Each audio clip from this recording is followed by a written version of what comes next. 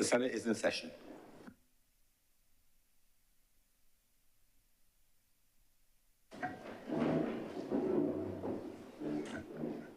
Messages from Her Excellency the President. Announcements by His Honor the President.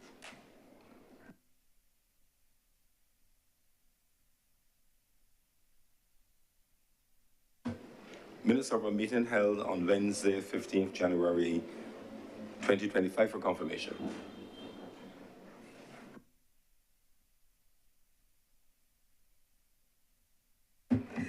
Mr. President, I beg to move the confirmation of the minutes of the meeting held on Wednesday, 15th of January, 2025. The question is that the minutes of our meeting held on January 15th, 2025 be confirmed. Will those honorable senators in favor please say aye? Aye. Okay, those against please say no. Methinks the ayes have it. Those minutes stand confirmed. Minutes of our meeting held on Friday, March 14th, 2025 to be deferred. Mr. President, I beg to move that the minutes of the meeting held on Friday, 14th of March, 2025 be deferred. The question is that the minutes of our meeting held on Friday, the 14th of March, 2025 be deferred. Will those honorable senators in favor please say aye? Aye. Those against please say no. Methinks the ayes have it. Those minutes are therefore deferred. Those are further announcements. We have apologies for absence from number of senators who are overseas: Senator the Honorable Lindell Nurse, Senator Reverend Canon Dr. Rogers, Senator Dr. Crystal Drix. We have, and also, absent overseas as well, Leader of the Senate, Senator Lisa Cummings, and indications of Kevin? Over late? Sorry, and absence, apologies for absence as well from Senator Kevin Boyce. Apologies for lateness from Senator, the Most Honorable Dr. Jerome Walcott.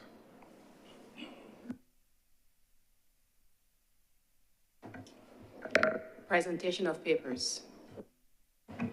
Mr. President, I'm commanded to lay the following documents: the Barbados Revenue Authority Annual Report for the financial year ended March 31st, 2022, the Financial Services Commission Annual Report for the years 2021 to 2022, 2022 to 2023, and 2023 to 2024, loan contract number 5980 BA between the Government of Barbados and the Inter-American Development Bank Program to strengthen social services in Barbados. Loan contract, again, number 5980 OCBA between the Government of Barbados and the Corporation Andina de Fomento CAFA, the Development Bank of Latin America and the Caribbean Sector-Wide Approach Program to support the operation Roots from Cultural Heritage to Innovation in Barbados, February 21st, 2025. Reports of the Judicial Council for the years 2020, 2021, 2022, and 2023. The National Cultural Foundation Annual Report 2021 to 2022, and the National Payment System Fees Regulations 2025.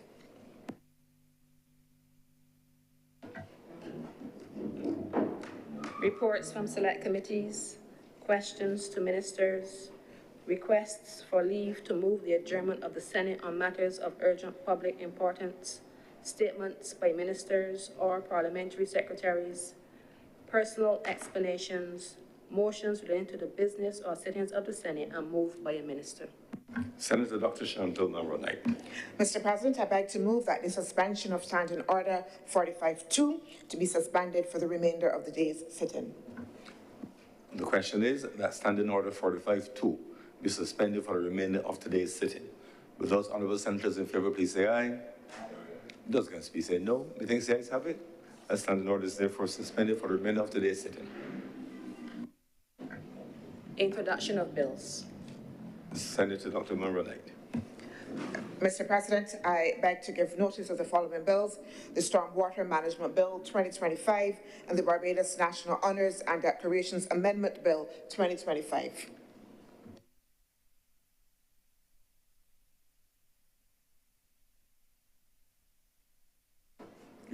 Proceed. First reading. I beg, Mr. President, that the aforementioned bills be read first time. The Stormwater Management Bill 2025, the Barbados National Honours and Decorations Amendment Bill 2025, and as well the Seaport Industry Management Operations and Development Bill 2025.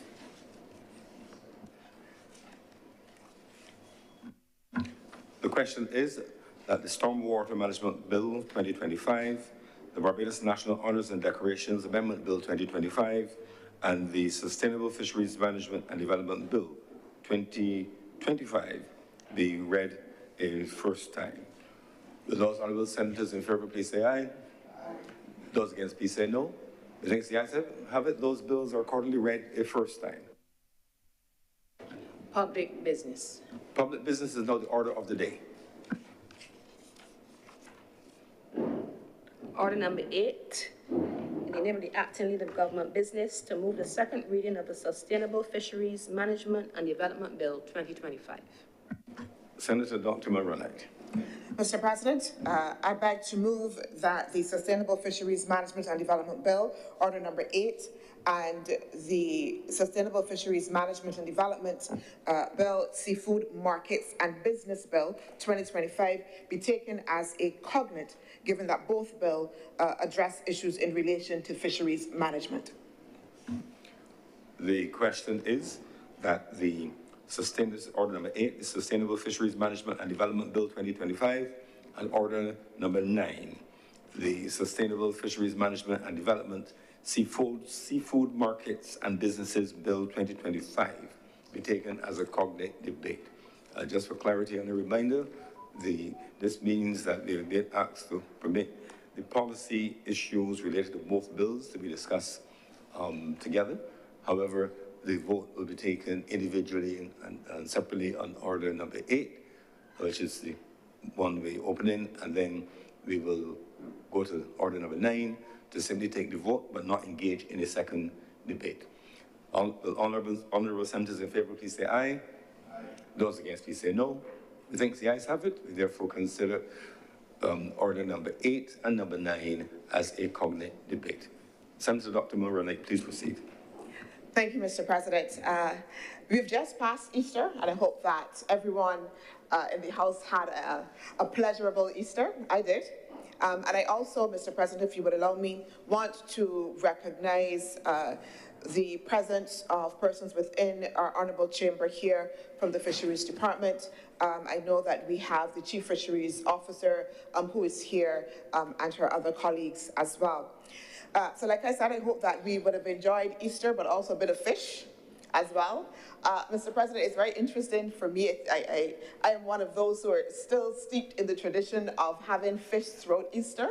But I noted that there were several debates that I was involved in about whether or not you should still only eat fish during Easter, or whether it is only for Good Friday, or whether, you know, we eat throughout. And it was an interesting discussion because, like I said, it was, for me, not a question just because of the traditions that we had. And Mr. President, I don't know if you noted as well that we had several Barbadians who went to the beach in the sea on Good Friday. On Good Friday. I was amazed, right? So it's an interesting cultural dynamic and shift that is happening in Barbados that we perhaps need to pay some attention to. I heard lots of murmurs of unthinkable because certainly I grew up, and if you didn't want a swift lash somewhere, there was no thought that you could be going to the beach and not eating fish during Easter. But Mr. President, even as those things might be changing, there are some things that stay the same. I was very happy over the Easter period as well to participate in the Oistins Fish Festival, which is, as I think everybody knows, Oistins itself is a historic fishing village. And I was pleased to see that a number of the traditions associated with the Oistins Fish Festival, the fish boning, the greasy pole, all of those things were still part of embedded within the festival and still remain part of the traditions. But as I traversed the area over the weekend of the Oceans Fish Festival, one of the things that stayed with me, and Mr. President, I must say that I traverse that area regularly. I don't only come when there are special occasions. I don't only go when there are special occasions, but I'm a regular in the Oistins area. But just at that particular time, one of the things that stuck with me was as I was talking to a lot of the vendors, a lot of the fisher folk, it struck me that we have within Oistins perhaps, and I said this publicly, a unique story of entrepreneurship that perhaps has not been told, yeah? So we talk a lot about entrepreneurship, and particularly in some places, Black entrepreneurship, in traditional sectors of what you would call the traditional business sectors. But it struck me over the weekend that perhaps if we take a look at what is happening in Oistins and the fact that you have generations of families, whether or not they are fish vendors, boat owners, whether or not they clean the fish, whatever area they are involved in within the sector, you see generations of entrepreneurships. We can identify families whose either mothers, fathers, grandparents started, and now their children are also as well part of the ecosystem, even though perhaps they might be doing it a different way.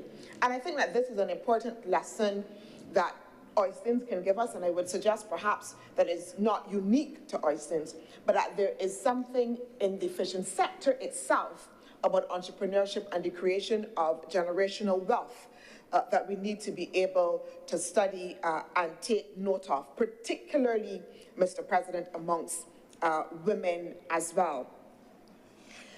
Mr. President, I also as well, don't want us to be fooled. I think that sometimes when we talk about the fishing sector, and we want to make a suggestion or assumptions about the nature of people who work within the sector. And again, from my intimate knowledge, particularly the Oistins area, many of these fisher folk, and I call them fisher folk boat owners, sometimes have multiple businesses. Sometimes they have been able, through their work, to own their own homes, Mr. President, being able to garner a level of wealth for themselves and for their families.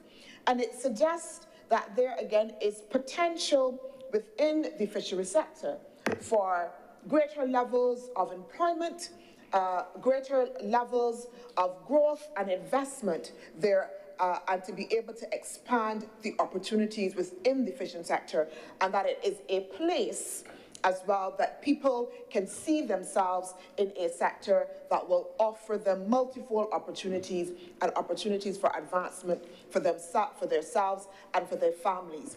And so it stands again against the argument that only those, again, within the what we would call traditional money-making sectors can be able to get ahead. And this is not to suggest, Mr. President, everybody is successful, but again, that there is a recognition that within the fishing sector, again, right throughout the ecosystem, that there is, again, like I said, potential there. And Mr. President, I am told that that potential is also shown in the fact that from 2016, when we had just 3,000 persons involved or employed within the fishing sector, that today we have double that. We have over 6,000, Mr. President. So from 2016, 3,000, we have 6,000. People do not get involved in a sector that is failing, that a sector is not growing, that a sector is not showing growth. People do not get involved in a sector in which they cannot see themselves making a pathway, Mr. President. And that growth there of people involved tells us, again, that there is something that is happening within the fishing sector that is important for us to note. And that growth within the fishing sector, Mr. President, is also matched by the level of investment that the government is making. If we take a look, as I did, Mr. President, at the estimates of revenue of an expenditure, for this financial year, you will see that government has continued to increase its investment in the sector. Mr. President, in 2022 to 2023, under Head 163, under the sub-program Fisheries Services, we see an increase going from 2,945,196 in 2022-2023. We then see an increase in 2023-2024 to 3,315,000. And then in 2024-2025, an even steeper increase, Mr. President, 7 million and more, 7,269,000. And of course, we would understand over that period we had barrel. But the fact is that we note that the government doubled its investment in the fishery sector, Mr. President. We also see as well that we saw an increase in another area, under the area development measures in relation to undertaking research within the sector. We see a similar increase.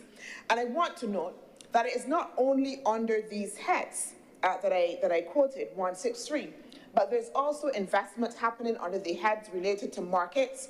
There is investment as well in relation to the fishery sector that will happen under the head relation to the conservation and preservation of terrestrial and the marine environment as well, so that we would see the course of government heavy investment and commitment into this sector. And while it is true that when you look at, for this financial year, that those levels of increases may stabilize, again, because we had last year Hurricane Beryl, we still see, again, a trajectory of upward and continued investment in the fishery sector by this government. Mr. President, the Central Bank report, and I want to be very careful to note and to quote it, the review of the Barbados economic performance January to December 2024, it cites that fish landings increased by 15.2%, buoyed by strong catches in the first half of the year, although Hurricane Beryl negatively impacted the fishing fleet in the latter half.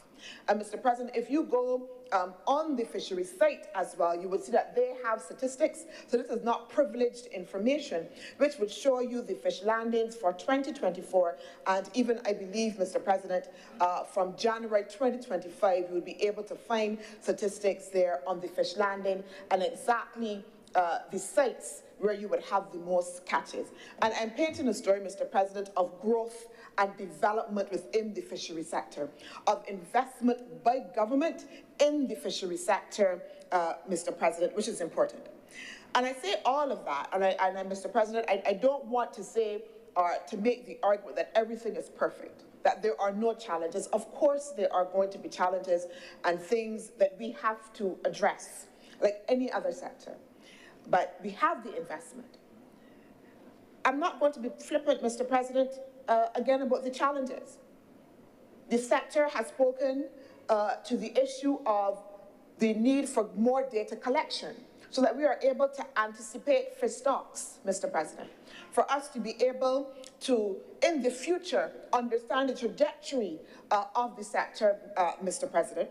We look, Mr. President, at the fact that we need stronger enforcement. So yes, the government may be able to set limits on what is fish and fish catches, but one of the weaknesses has been how do we actually enforce, Mr. President, and make sure that the needed standards are established and treated as they should within the sector. There's also the issue, Mr. President, of limited resources and capacity within the sector as well. So that there are challenges. But I also want to note, when we come to look a little bit at what is in the bills before us, Mr. President, where the government, through its legislative process, is trying to make sure that we have a comprehensive frame which attempts to address these issues. And Mr. President, I am also not going to say that the legislation is everything.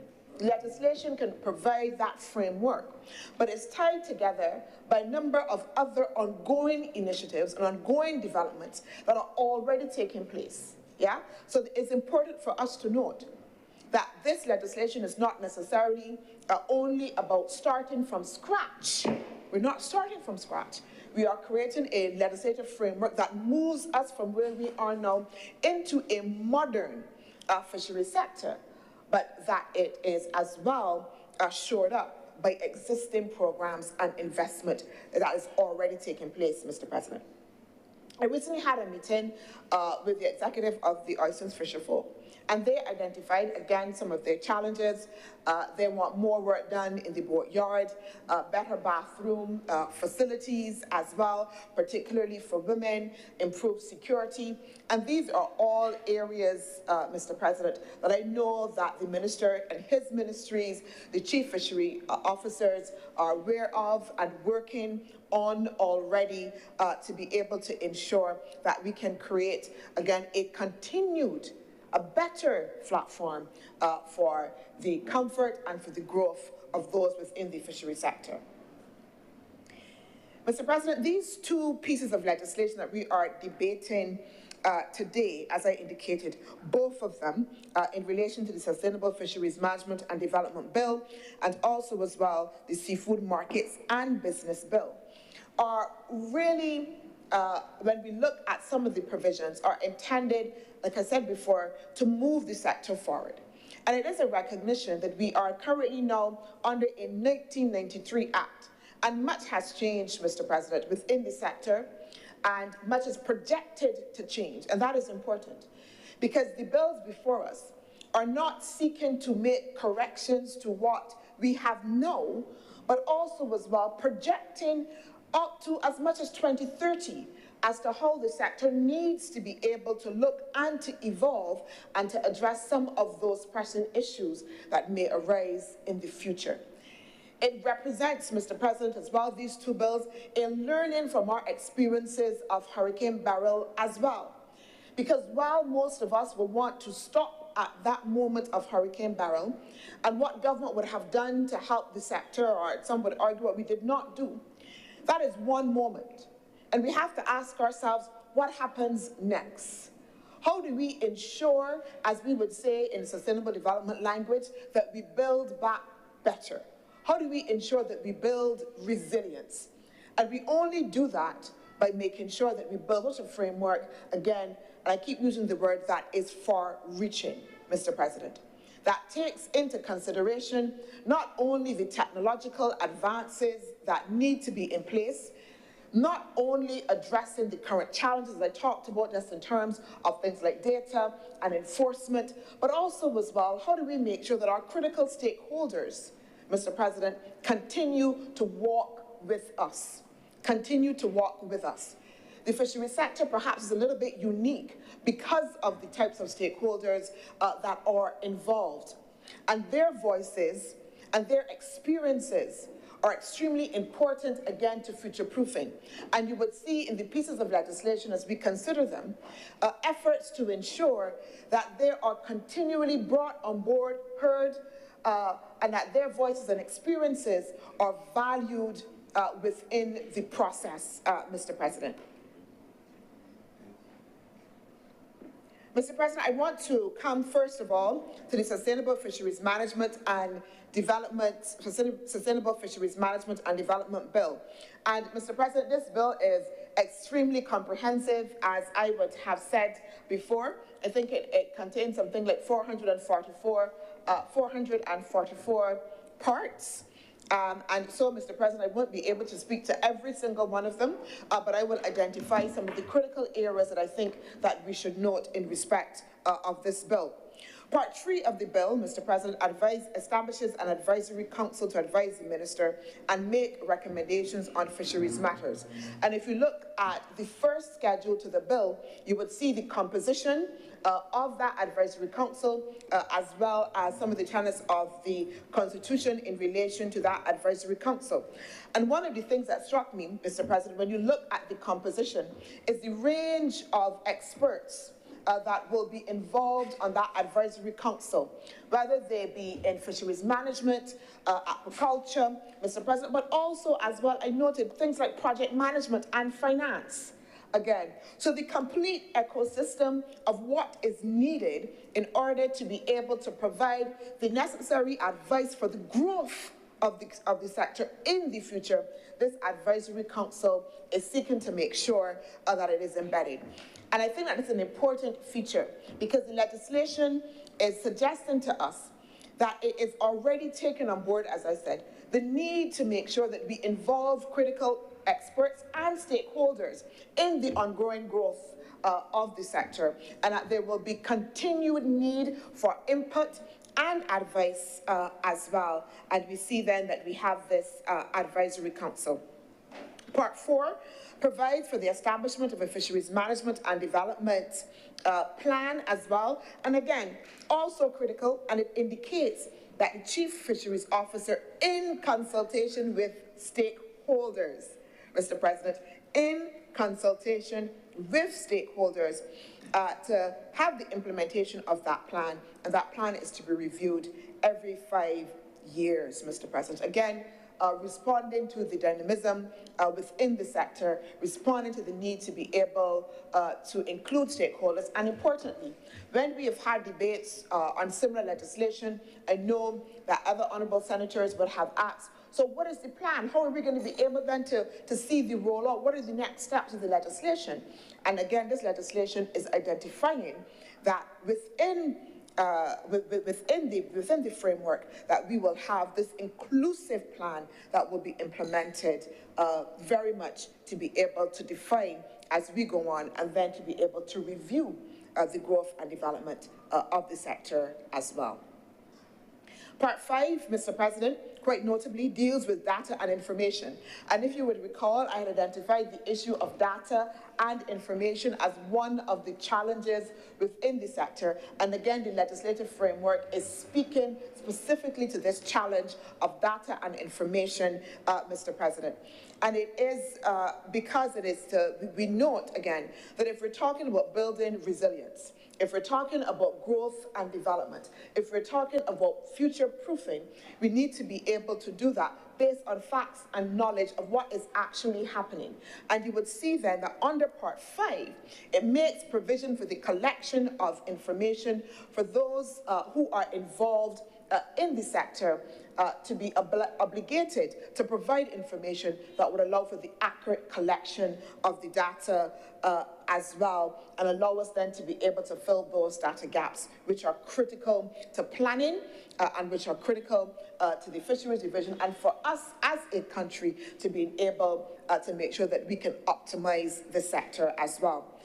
Mr. President, I jump, and I also note as well that Part 10 establishes an observer program as well. And this observer program also has a significant role in data collection. That observer program will allow for independent people as well to collect reliable and accurate data for scientific management and compliance purposes as well. Of course, it will be confidential as well, but it allows then for us, yes, to collect data from those that are indirectly involved, but then as well to also make sure that we have independent data collection. And this is not something that you often see as well. So again, the legislation is building in a platform of accountability within the process, not just depending on what government will do, government's framework, government's collection, but as well making sure that we have an independent persons being able as well to make sure that we collect data. Part 7, Mr. President, identifies the provisions for marine pollution, again, which is important. If we are talking about growth and development, we have to talk about preservation. This is often something that we do not look at. What happens when people offload things like offal and other things into the marine environment, and how that will affect our fish stocks, how that will also erode, Mr. President, the environment as well. And this is directly addressed within this legislation, Mr. President, at Part 7. Part 11 and 12, Mr. President, look at certification, insurance, and registration of boats. Again, all extremely important, extremely important. One of the big challenges that I noted that the fisheries sectors faced, particularly boat owners in the wake of Hurricane Beryl, was that many of them, Mr. President, many of the boats were not insured. it means that they lost everything in one foul swoop. And I know that we see sometimes insurance as being expensive, as being something coincidental, but it is a means to be able to protect our investment. And therefore, the legislation identifies different aspects and in different ways that we are asking the sector to become insured in order to be able to protect themselves, Mr. President. It also makes provision for certification, again, to allow us to be able to know the actual number of boats and vessels that are actually involved. Because we hear lots of wild numbers about this amount is involved, this amount of boats, but then we want to know how many of them are actually active, Mr. President. And so that certification and registration process, again, will allow us to have that level of accuracy. And if we have that level of accuracy, Mr. President, that means that we can better plan, not only in the context of when we have an emergency or a disaster as well, but better plan to build capacity and better plan to be able to build out the necessary ecosystem to be able to service the sector. So that certification, insurance, and registration of those vessels operating within the sector is extremely important. Part 16 as well, Mr. President, covers licenses. Part 17 covers permits, all again to making sure that we are able to have information on what is happening within the sector, establish standards within the sector. And Mr. President, this is important. And we may not have a lot of it now, but you can have within our fisheries sector, and we will have limited fish stocks. And if we are not able then to actually count and identify based on permits who is fishing where, what it is that they are catching, then it means, again, we may face depletion and we not even be able to know that we are at that point. And again, the legislation anticipates that. It has particular provisions in relation to depletion of the fishing stock, but also as well through these provisions for registration, for permits and licenses as well. Also, Mr. President, making sure as well that people are operating vessels that are safe and that meet the standards that are specified as well. Part 19 and 20 as well deal with derelict and abandoned fishing vessels as well. And Mr. President, I know this again intimately in the Oistins boatyard. There are instances where you have the boatyard may seem full. Nobody else can get in, but when you go and you do the inspection, some of those boats that are there are derelict. And we want, Mr. President, to make sure, one, that we have space for everybody, and that those derelict boats then can be treated. There are some instances, Mr. President, I've had to work with one of the local fishermen in Oistins, in which the boat was deemed to be derelict, but moved from the boatyard, but also as well see if there are ways for remediation. But we want to be able, Mr. President, to have order and standards within the sector, within boatyards, to make sure that there is space for all of the vessels, and therefore we have provision for the treatment of those derelict and abandoned fishing vessels as well. Part 21 covers fish quality and safety as well. It designates the Fishery Division, the Chief Fisheries Officer and her team, as the competent authority for control and safety of fish and fish products for human consumption, under the auspices of the Ministry of Health, of course.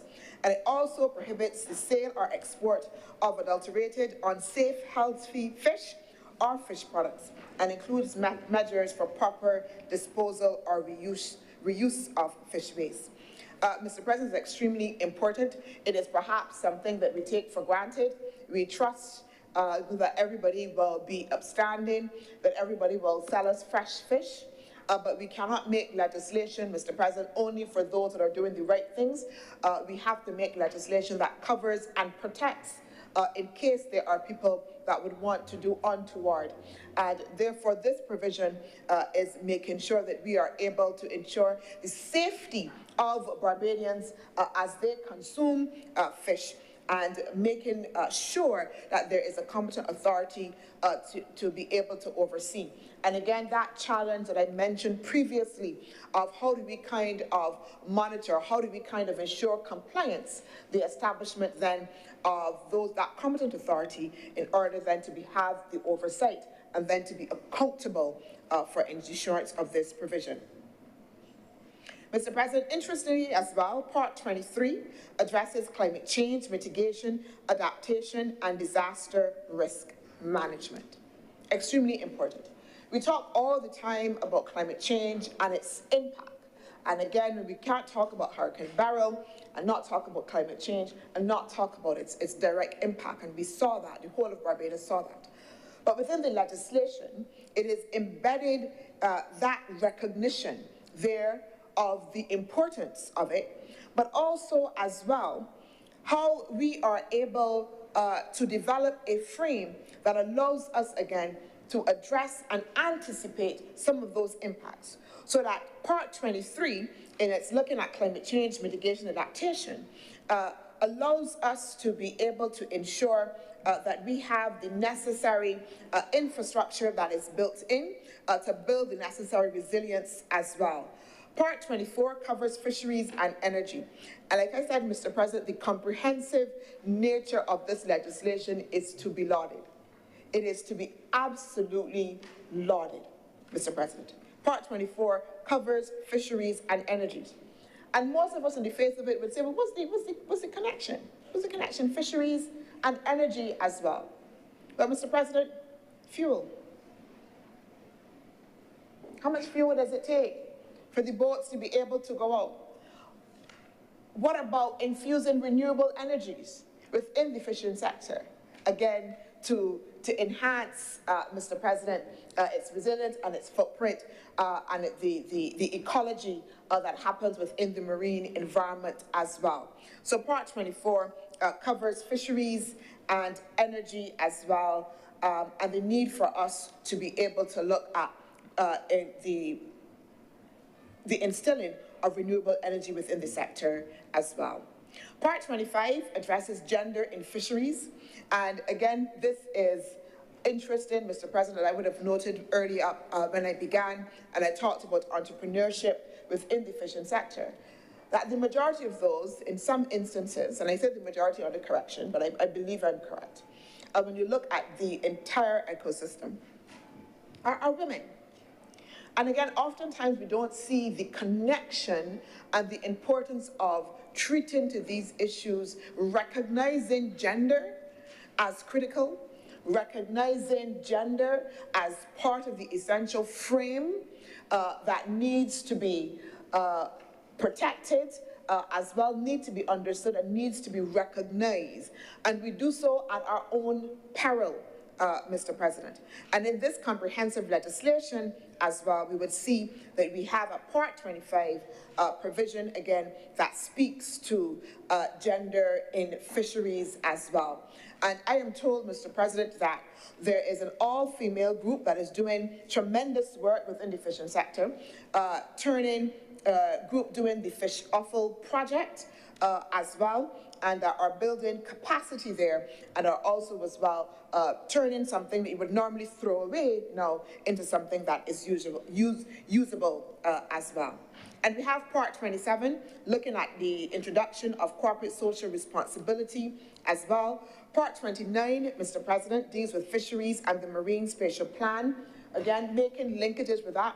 When the government, and we would have debated it in this chamber, this honourable chamber, do the debt for a nature swap with the IDB and Nature Conservancy, the delivery of our Marine Spatial Plan was one of the outputs of that debt swap.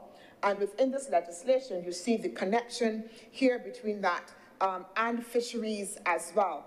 And one of the key areas, Mr. President, identified is the demarcating of our exclusive economic zone to be able to fully realize the potential within those particular zones, and for us to be able to work at making sure that we can have clear demarcations within that economic zone for different types of activities that can take place as well. Part 30, Mr. President, is also exciting. It introduces the Fisheries-Specific Payment for Ecosystem Services, or PES. And this is extremely innovative, Mr. President. This means that fisherfolk, in consultation with the Chief Fisheries Officer and stakeholders, can develop programs where they are paid, Mr. President, paid for conservation activities. They're paid for conservation activities. I really am excited about this provision and the ability for our fisherfolk, again, to have another stream of income, perhaps for activities that they do themselves on a day-to-day basis. But no, we are rewarding those efforts and recognizing them as critical in the conservation of the entire sector. And so that this establishes now that payment system. And people as well who help the industry by providing data on their catches or environmental observations could also be paid, Mr. President, under conservation contracts. And I look forward to the rollout of this particular initiative because it is an exciting and perhaps innovative way that other sectors as well can look to implement and to encourage conservation efforts as well. I'm thinking, Mr. President, that I need to go to the Barbados Water Authority and ask them if we can't do our own version of this PES. But that's another discussion as well, Mr. President. Mr. President, Part 37, I'll come into the end of this and I go to the other bill, deals with enforcement. And again, I pulled this out because, again, of the challenges that I would have identified previously, again, of enforcement. It details the powers of the Chief Fisheries Officer and any authorized officer, be it Customs, Police, Coast Guard, to enforce the Act. It also provides for immunity of those officers for acts done in good faith under the Act so that they can perform their duties without fear or personal and legal action as well.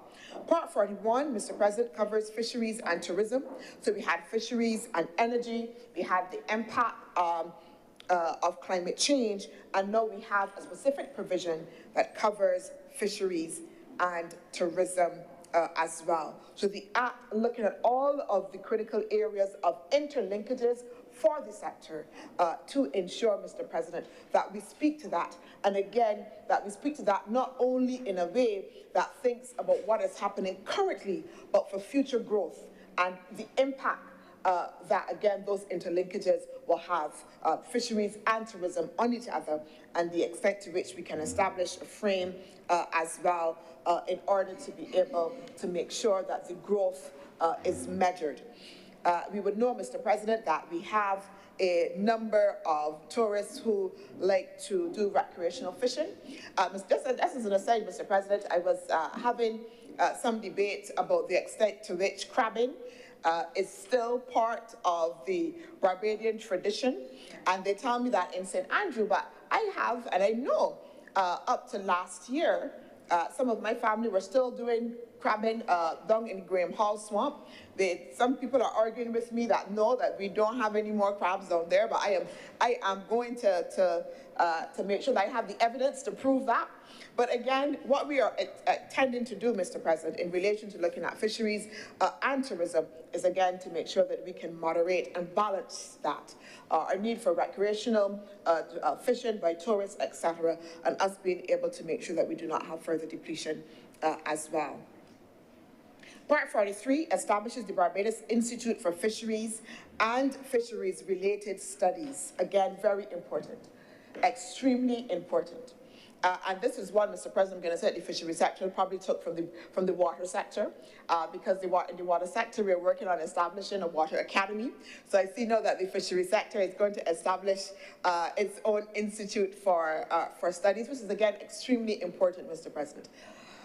And it adds as well the legitimacy and the hard legitimacy of the sector, again, because we do not associate it, for whatever reason, with academics, with study, and we will see now within the legislation that this institute as well will provide for further education and training up and building capacity. If you remember, I noted capacity and resources as one of the challenges.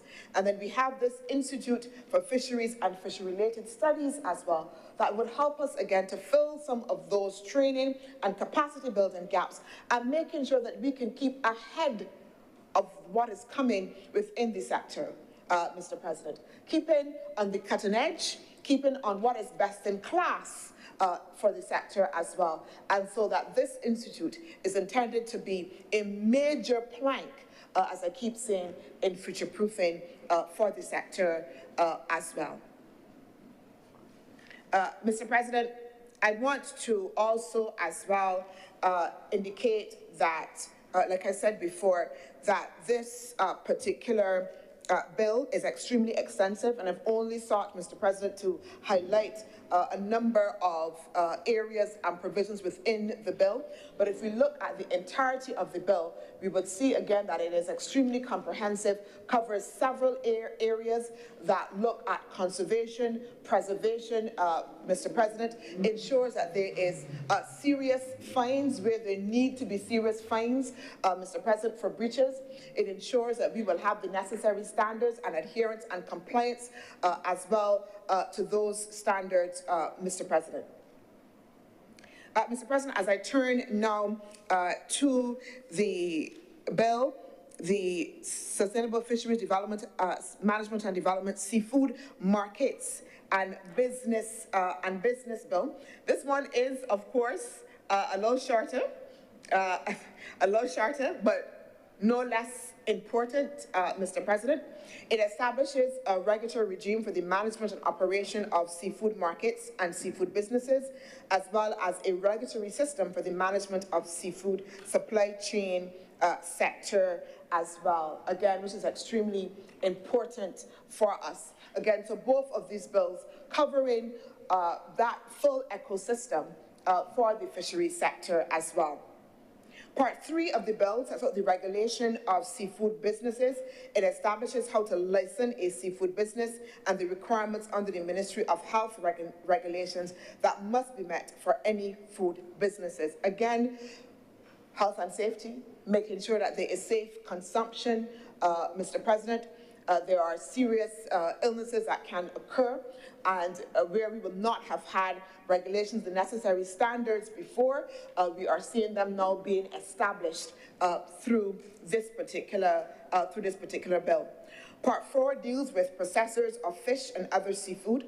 It established a national, Mr. President, a national scheme for processors of fish, lobster, octopus, etc., to foster growth and support of fish processors and the seafood industry. The scheme's purpose is to set clear standards for procedures and documentation to enhance efficiency in seafood processing. And, Mr. President, again, extremely important because this is part of the capacity building. It's a national scheme, Mr. President, that will be established. Again, building capacity and setting standards as well, and other activities that will redound to the benefit of the fish processors and other kinds of seafood as well. It will set standards for the formalities, procedures, and the documentary requirements, Mr. President, as I said before. Part 5 covers fish trawling and commercial operations as well. This is not happening in Barbados now. Again, Mr. President, again, an instance where the legislation is not thinking only about the current situation again, but projecting for the future as well. And Mr. President, Part 6, Mr. President, again, I want us to take special note of, addresses traditional fisheries knowledge and associated commerce.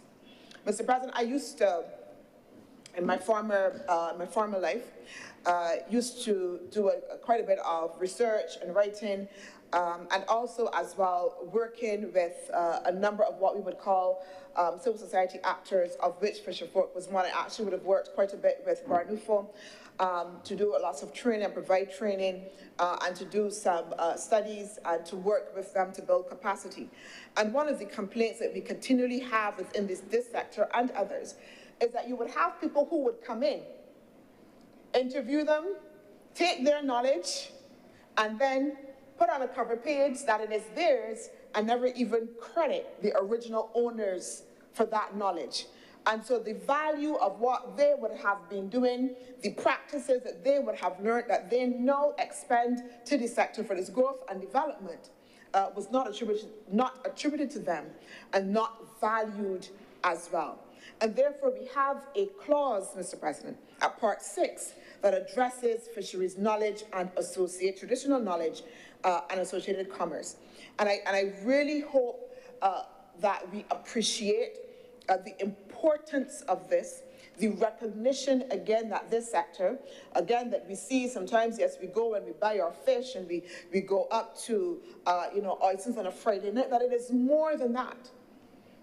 There is more than that, that there is actual value in the ways that we as Barbadians and those involved in the fishery sectors undertake the business of what it is that they do, Mr. President, even the way perhaps that we do certain techniques. There is value in that. That is traditional knowledge. And that there are a number now, Mr. President, of international treaties that are also respecting this notion of traditional knowledge and its values as well. So again, lauding this particular bill, but also the specific part that speaks to the traditional fisheries knowledge and associated commerce. And it says that if someone has deep experience in some area of fishing under this bill, they would be able to sell that knowledge. Once the program is set up, they'll be able, Mr. President, to sell that knowledge. So you can be retired, because there are a number of retired persons involved in the fishery sector who have tremendous knowledge there.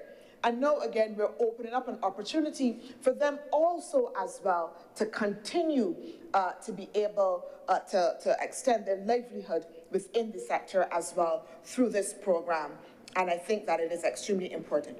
Mr. President, as I close, I also want to note that, again, and this is important because within this honourable chamber, as we have debated other pieces of legislation, again, the honourable members will also ask what comes next, what happens, how are we going to make sure that implementation happens. And I'm happy to say that when we look at what has happened within the fishery sector, we see already, one, as I showcase, the level of investment that has taken place and the work, but also this legislation is encased within a wider spectrum of work that is happening. Mr. President, just recently, I believe it was just last week, time is moving so quickly, I'm not sure, so don't quote me, but I think it was last week, in collaboration with the United Nations Development Programme and the government of Japan, the ministry launched a $2 million program, Mr. President, that is intended to build resilience again within the fishery sector. It will provide, Mr. President, for the building of capacity. Actually, one of the things that I noted was that Barnufo, as a critical stakeholder as well, will have its capacity built, again, through training. There will be some funds for it through administration as well, but it would also as well help with upliftments for the Bridgetown Fisheries Complex, as well as oysters. It will provide for conceptual drawings. So, Mr. President, already, we see the investment that this legislation will sit in order to ensure that the provisions and the growth and the development happens as well. I talked about before what was happening with the Marine Spatial Plan already that is going. I also want to note as well that the government had secured, I believe it was a World Bank loan as well, that would also as well intended to build out the capacity and ensure the growth within the sector.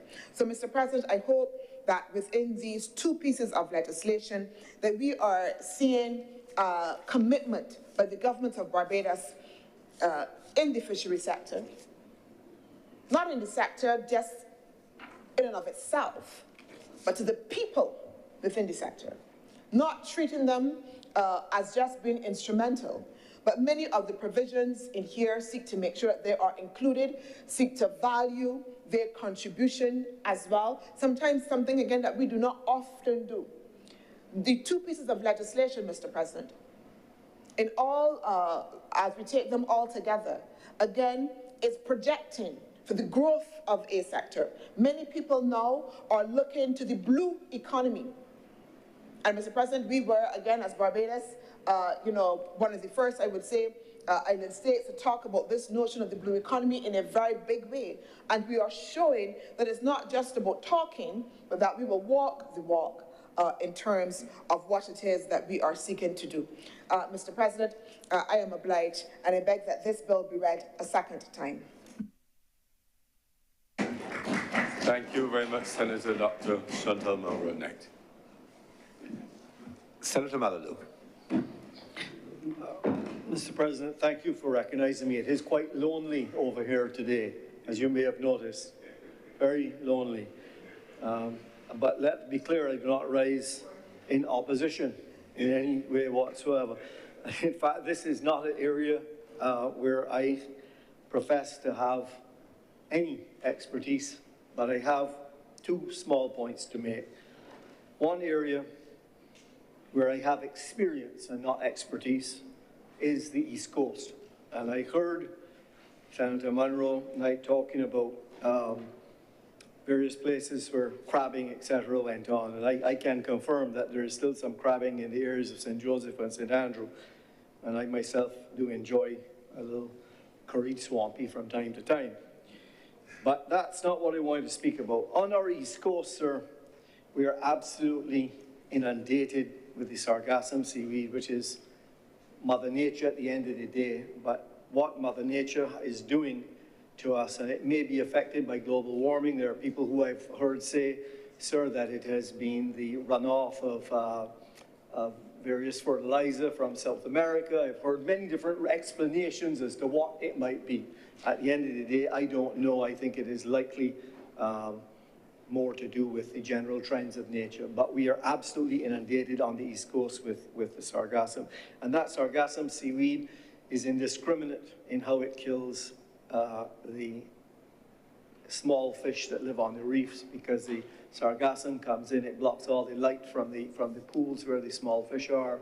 It, I wouldn't say pollutes the beach, that's probably not the right way to say it, because it's not a man-made substance, but it makes the beaches not very friendly to us all.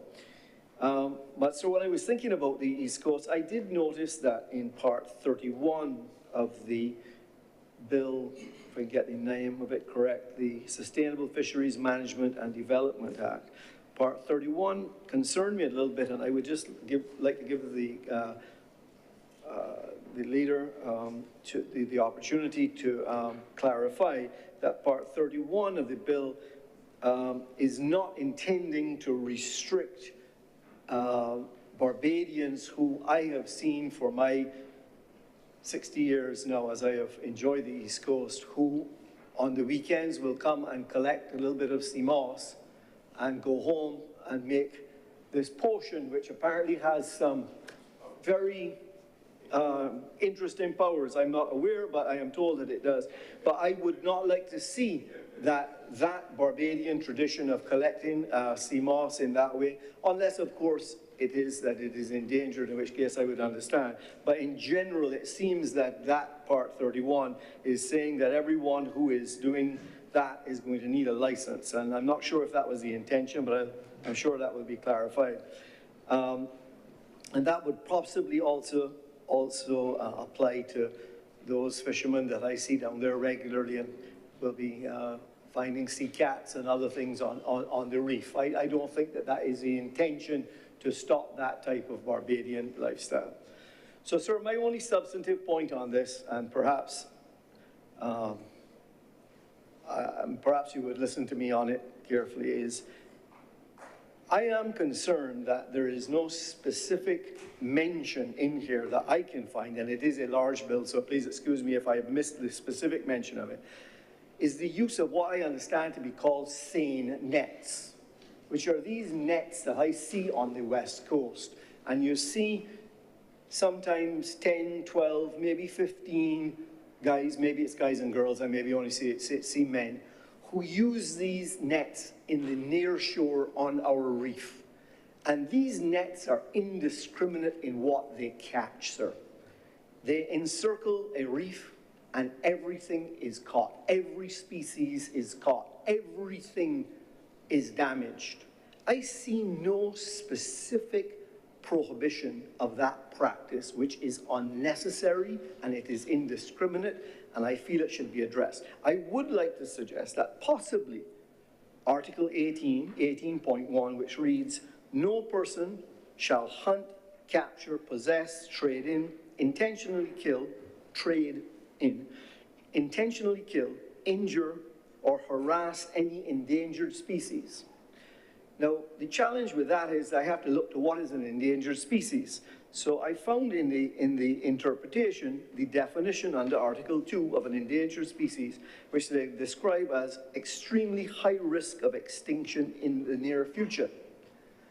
Now, the challenge with that might be is that there may be millions of examples of what I call schoolmistresses somewhere else in Indonesia, but they are in danger of extinction in Barbados if this kind of indiscriminate catching goes on. So I'm not sure exactly what the interpretation in Article 2 was meant to mean by extremely high risk of extinction in the near future. Was that globally, or was that just in our waters? Because if it is just in our waters, then I think we can use Article 18.1, because when this indiscriminate, say net, if I have the word correct, pronounced correct, is used, you cannot say that you are not, in fact, because you do not know what you're going to catch on that day. You catch everything. So you may well be catching an endangered species. You may well be in breach of this law.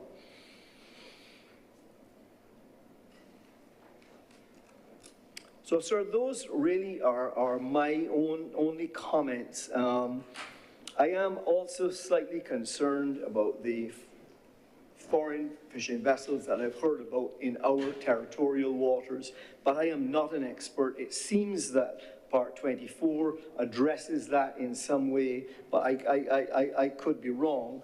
But it may also be that Part 24 in Article 289, Clause C, we might be able to use that clause which speaks to restricting certain areas from any type of fishing. I personally am not in favor of stopping the fisherman who's standing on the beach and casting his net, or who is putting a line in the water and catching one fish at a time.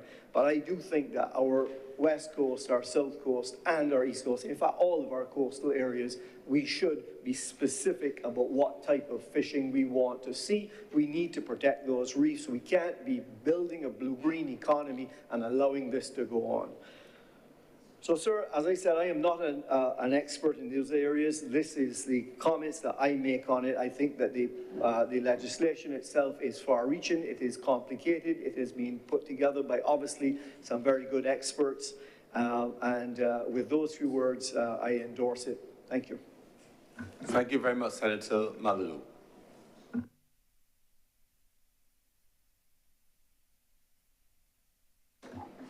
Senator King. Thank you very much, Mr. President. I shan't be long because this has been very extensively done prior. But there are a couple of things that I want to just share with those listening to us.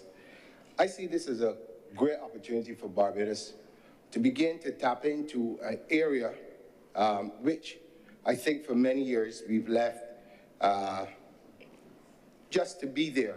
We take it for granted, and that is the ocean. The ocean offers us numerous opportunities, and I think it was about 2 or 3 months ago, we debated a bit on the resources that are beneath those waters and putting things in place where we could exploit and use them for economic gain. I see this as part and parcel of us, again, doing that. One of the things that people have been talking about for many, many years is that the economy needs to diversify. And I see this legislation as being part and parcel of putting standards in place for just that, the diversification of what we are capable of doing. When you talk about fishing in itself, that has been, for many years, seen as you know, just something that people do almost like entertainment, a gig, like a gig economy. No real structure to it. It's just person decides I want to be a fisherman. I come out of a line of families that were fishermen, and we do that. And now here we have the opportunity to say, okay, let's put some things in place where it becomes a little more standardized. There are opportunities for persons who, like what happened recently when a number of fishermen lost their livelihoods due to not being able to have insurance and all of those sort of things. This gives us the opportunity now to correct a number of those things and to help those persons along. But it also offers us opportunities to work with the global community. And I listened very carefully when Senator Manilow spoke about the engagement with foreign vessels. And as the world becomes as insular as it is these days, Barbados is taking a very bold step to reach out to the communities. Even when I look through the legislation and it's talk about licensing trawlers. I remember as a young man listening to, but then I was really young, but listening to my grandfather and others arguing about, I believe, and I speak subject to correction, but I believe they were talking about Asian trawlers that were coming through the Caribbean at that time. This must have been probably mid-70s, early 80s. And the argument was that they were coming through the Caribbean unregulated, moving large catchments of fish and leaving the Caribbean fishermen depleted of the resources that by inherently should be ours. And so if we're going to regulate these things and be able to work with these different partners, one of the good things that I can see happening is the transformation of knowledge. And that gives our fishermen and the persons involved in fisheries the chance to collaborate with others to ensure sustainability for these fishing communities that we have. You also, from a heritage standpoint, the sea has been part and parcel of our heritage for as long as I can remember. Not only just in terms of fishing, but also in terms of recreation. And in this legislation, it speaks a little bit about recreational fishing. And that struck me also because I thought to myself, okay, when we're talking about recreational fishing, are we talking about persons who take people out to do that type of fishing and make money from it, in terms of like people go out and do fishing as a sport rather than a business where they think, but it still is a business. So that's where I have a little bit of a conundrum, a little bit of confusion, which I would hope that somewhere along the line we'll be able to straighten out that. Because that fishing that I'm talking about is part and parcel of some of the offerings that we offer to visitors when they come and they can go fishing and stuff like that. So I'm just hoping that at some point in time, I could get a little bit of clarity on that aspect of recreational fishing. But outside of that, again, sir, I see this more so as a step in the right direction for us when we start to begin the conversations, as I said earlier, of how do we deal with the insularity of the world. One of the things that we always have to think about, and it comes to the fore all the time, only when we speak about agriculture in its rawest form, and that's food security. You know, the sea offers us a lot more than just fish. It also offers us the opportunity in terms of medicine. There are a number of studies that show that various, again, use my words very carefully, creatures that are in those waters are used in medical science. And so, again, if we're putting the regulations in place, you have to think about how do you deal with that also, because it's not just fish that people are going to eat, but the sea urchins that we call sea eggs and all of these other things, people are using them for other things. And so again, the quotas that come into play, again, as a youngster, I remember well when Well, for me at that time, it seemed like the first set of quotas came in talking about sea eggs. We had to do that because the stocks were being depleted. And in traveling through the Caribbean, I then realized that while our stocks were being depleted here in Barbados, in other parts of the world, you were seeing sea eggs washing it all over the place. And so now, if we begin this particular process, I'm hoping that in those collaborations that I spoke about earlier that we are seeking to do by allowing others to come in, that we may be also able to go into territories that don't use sea eggs and to be able to bring those in and satisfy our market also.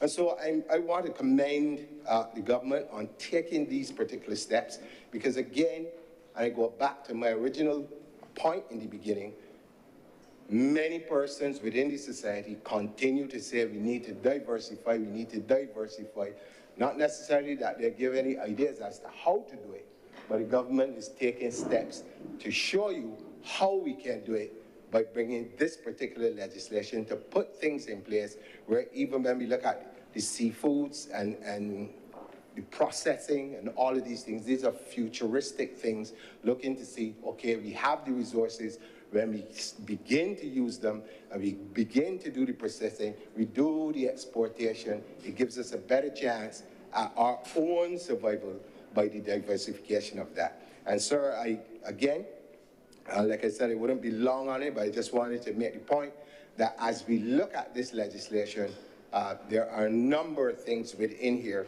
that are futuristic, and it says that we are preparing to move from one position of how we view fishing into another one with a broader scope to being able to contribute to the economy in a more significant way, using the resources of the sea. With those few words, I'm obliged to you, sir. Thank you very much, Senator King. Her Honor, Senator Thompson. Thank you very much, Mr. President. I should like to start, if I may, sir, by congratulating the Chief Fisheries Officer, Dr. Shelley Cox, her deputy, Mr. Parker, and all of those who are concerned in getting this significant and developmental piece of legislation before the Chamber today. People in the fishery sector work very hard because it really is an important driver of our economy and has been for many years an area of indigenous entrepreneurship from which many Barbadians have derived significant benefit, sent children to school, moved themselves from poverty upward, and which has allowed them to live with a sense of dignity and well-being. So I congratulate those who work within the context of the ministry in giving support to the sector, and indeed then to all of those who work in the sector. I would want to start by looking at some of the measures and provisions of the new legislation, and then cast my net wider to make some tangential points. First of all, sir, the new legislation really can be described as revolutionary in its design because it is intended to carry the sector forward and to take it from where it is now to where it needs to go in the context of sustainable growth. In that regard, sir, I think I shouldn't go further unless I also congratulate the Barbados Labour Party government. The reality is that if you look at the history of fisheries and the fisheries sector in Barbados and fisherfolk, the support for fisherfolk in Barbados, there is no political organization that has done more for the sector, starting with the socio-economic development at Oistins, and moving from there to the upgrading of markets across the country in both urban and rural Barbados. And then, sir, dealing with fish landing sites, it was the Barbados Labour Party that brought the first comprehensive legislation for fisheries into being and transitioned the sector from small day boats or boats that could only do simple catches just off the coast to those that were able, properly mechanized, properly outfitted with storage facilities that could go out and seriously do deep sea fishing and bring back in large catches to improve the income and potential for providing food and nutrition security for the country. So really, sir, this builds on the foundation that the Barbados Labour Party has established for the fishery sector, for fisher folk in Barbados. And I'm very happy to see that this is a tradition and a priority for poor Barbadians and working class Barbadians. And you would know a lot, sir, having once represented a community that has a strong fishing tradition and still does in Silver Sands. In fact, sir, I had the honor and pleasure of going out with Stephen and the fishermen from Silver Sands. I remember I asked them to take me out and they laughed at me because they didn't think I was serious. So they said, well, we left here 6 o'clock tomorrow morning. If you're here, you could go. And when they got there, to their surprise, I was on the beach waiting, and they looked at each other, and then they looked at me to say, you can swim? Because they got us out to the boat. I said, I can handle myself. And out we went to the boat. They helped me on, and I spent the day fishing with the fishermen from Silver Sands. I have to tell you, that gave me new respect for the way they worked as a team to land their catch, to get it into the boat, the care with which they took to get the catch back. And really, I recognize the extent, you know, you eat something, or like many Bajan dishes, you eat a conky and you enjoy it. You don't know the amount of work that has gone into grating, to finding all the ingredients, to singeing the leaves and so on. I did not truly appreciate how really difficult a job it was, and the extent to which it was physically demanding really required serious coordination and understanding, which they taught me that day, of the movement of fish, because I was standing there and they would get very excited and I couldn't understand, but they were picking up subtle changes in the water that allowed them to determine how the fish were running and therefore in which direction they should carry the boat and so on. So I want to thank the fishermen of Silver Sands for giving me that experience. In fact, sir, the night before I was fired from the cabinet in 1999, I actually was in Silver Sands, liming with the fishermen at the famous shop there. Sorry? Yes. Liming there with the fishermen, not knowing what fate was before me in less than 24 hours. But that's another story for another time and another place. I don't think there's any danger of that. So I was making the point that the legislation is revolutionary. I was sidetracked by trying to provide other information, which does have some value and benefit. But going back then to the actual legislation, you will note, sir, that it provides for new data capture approaches, which provide accurate information on recorded landings and reporting that better reflect two things: the contribution of the fisheries sector to national GDP, which may well be underrated and undervalued. And second, it really allows us to track what is happening with fish stock and with fisheries, because we don't know how many juveniles are caught, what is the state of the sector, what is the state of particular stocks of fish, whether they're being depleted or not, at what rate, what are the growth rates of juveniles and so on, based on catches being taken. So that level of monitoring will also protect the fishermen and ensure that they're able to get better catches, because we will know what they're taking and whether stocks are having the opportunity to replenish properly or whether they're being depleted and so on.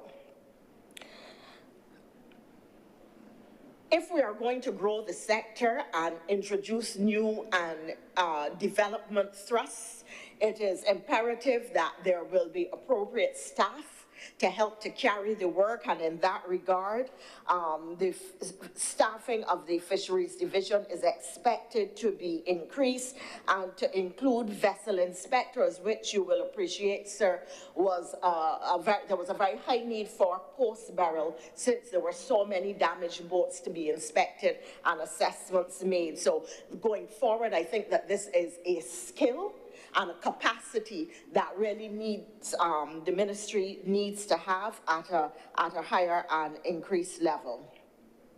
Vessel monitoring systems under this legislation are now mandatory, and this will help not only in assessing catches, but helping to determine where fishing fleets are, and in fact, if they are in danger or in crisis, if they are going out of national boundaries and straying into other people's coastal waters, which has been, or territorial waters, which has, you know, has been an ongoing challenge with some of our neighbors, but really also being able to track the boats so that you can tell if a boat is in danger, can actually save lives. We have had fishermen lost at sea for days, and we have had some die because of an absence of technology that allows us to know where the fleet is at any particular time. In truth, sir, this will also have another benefit, and that is in relation to drug interdiction and the monitoring and of activity of that type. If you know where the boats are, you know what to fish in for. Equally, the bill treats to the issue of seafood processors, and I'm mentioning it now because it was picked up by other speakers, but I will come back to that in my comments later on. There is a dearth, Mr. President, of shipwrights in Barbados. This is now a dying skill. I am told that there are only 5 active persons in Barbados who are plying this, who are artisans or who are experts in this field at the moment. And this opens the opportunity for training of young people coming out of BCC, or young people who are good with their hands, who have an interest in marine and sea life and in construction, to get into this new field. The skill of being shipwrights is one that can be used not just in Barbados, but anywhere in the world. It is a skill that can be used throughout the Caribbean, where there is also a dearth of this particular skill. So the opportunity to benefit young people and some older ones who may want to take up something like this. And in fact, you know, fishing is a tradition in families. There are families that have made a living in fishing for generations in Barbados, and there may be some younger members who are not actually interested in going into the actual fishing activity, but could still benefit from the fishing industry by making contributions or getting into activities of this ilk.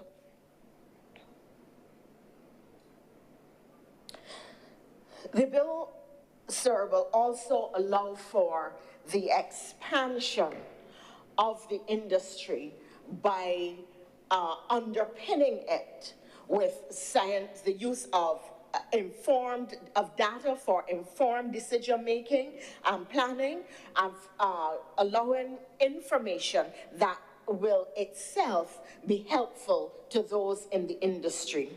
Furthermore, Mr. President, I think that it really calls on us to have a national discussion about where we want to see the fishing industry and the fishing fleet go. Yes, we have the upgraded boats over those that were present during the Tom Adams administration, but what is the next step in boat building? How are we going to have boats fueled by alternative fuels rather than by diesel and fossil fuels? What will it take to invest in those boats and have a fishing fleet that is modern, that is using alternative power, that is more environmentally friendly than the existing fleet? And in fact, the damage which was sustained and the losses which were sustained as a consequence of Beryl really provide an opening for a transition of the fleet, or a majority of the fleet, from the old type fossil fueled boats to newer, more modern powered boats and facilities. You know, there was a time, if you had considered, you would never have thought that you would drive up and see motor cars plugged in at various places of entertainment and people's houses and in random car parks, but that is now becoming routine.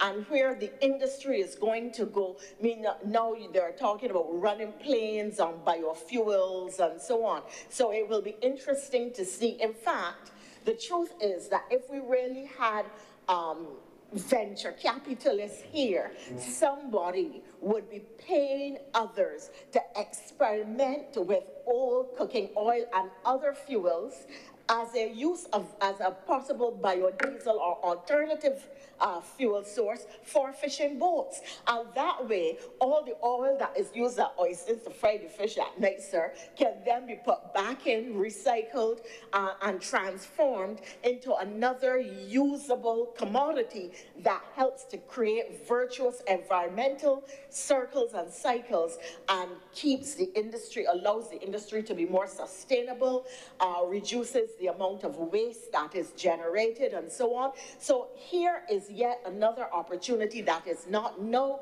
being looked at, that this legislation could open up an opportunity for.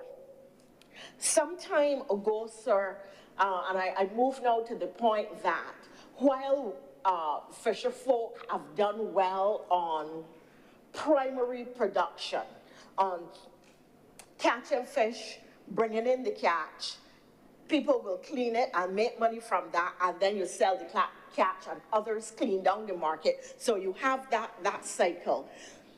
The fishing industry also generates a tremendous amount of waste. You go up to the market and you can see a dolphin skinned, and the skin's just thrown aside. And not just dolphins, other fish as well.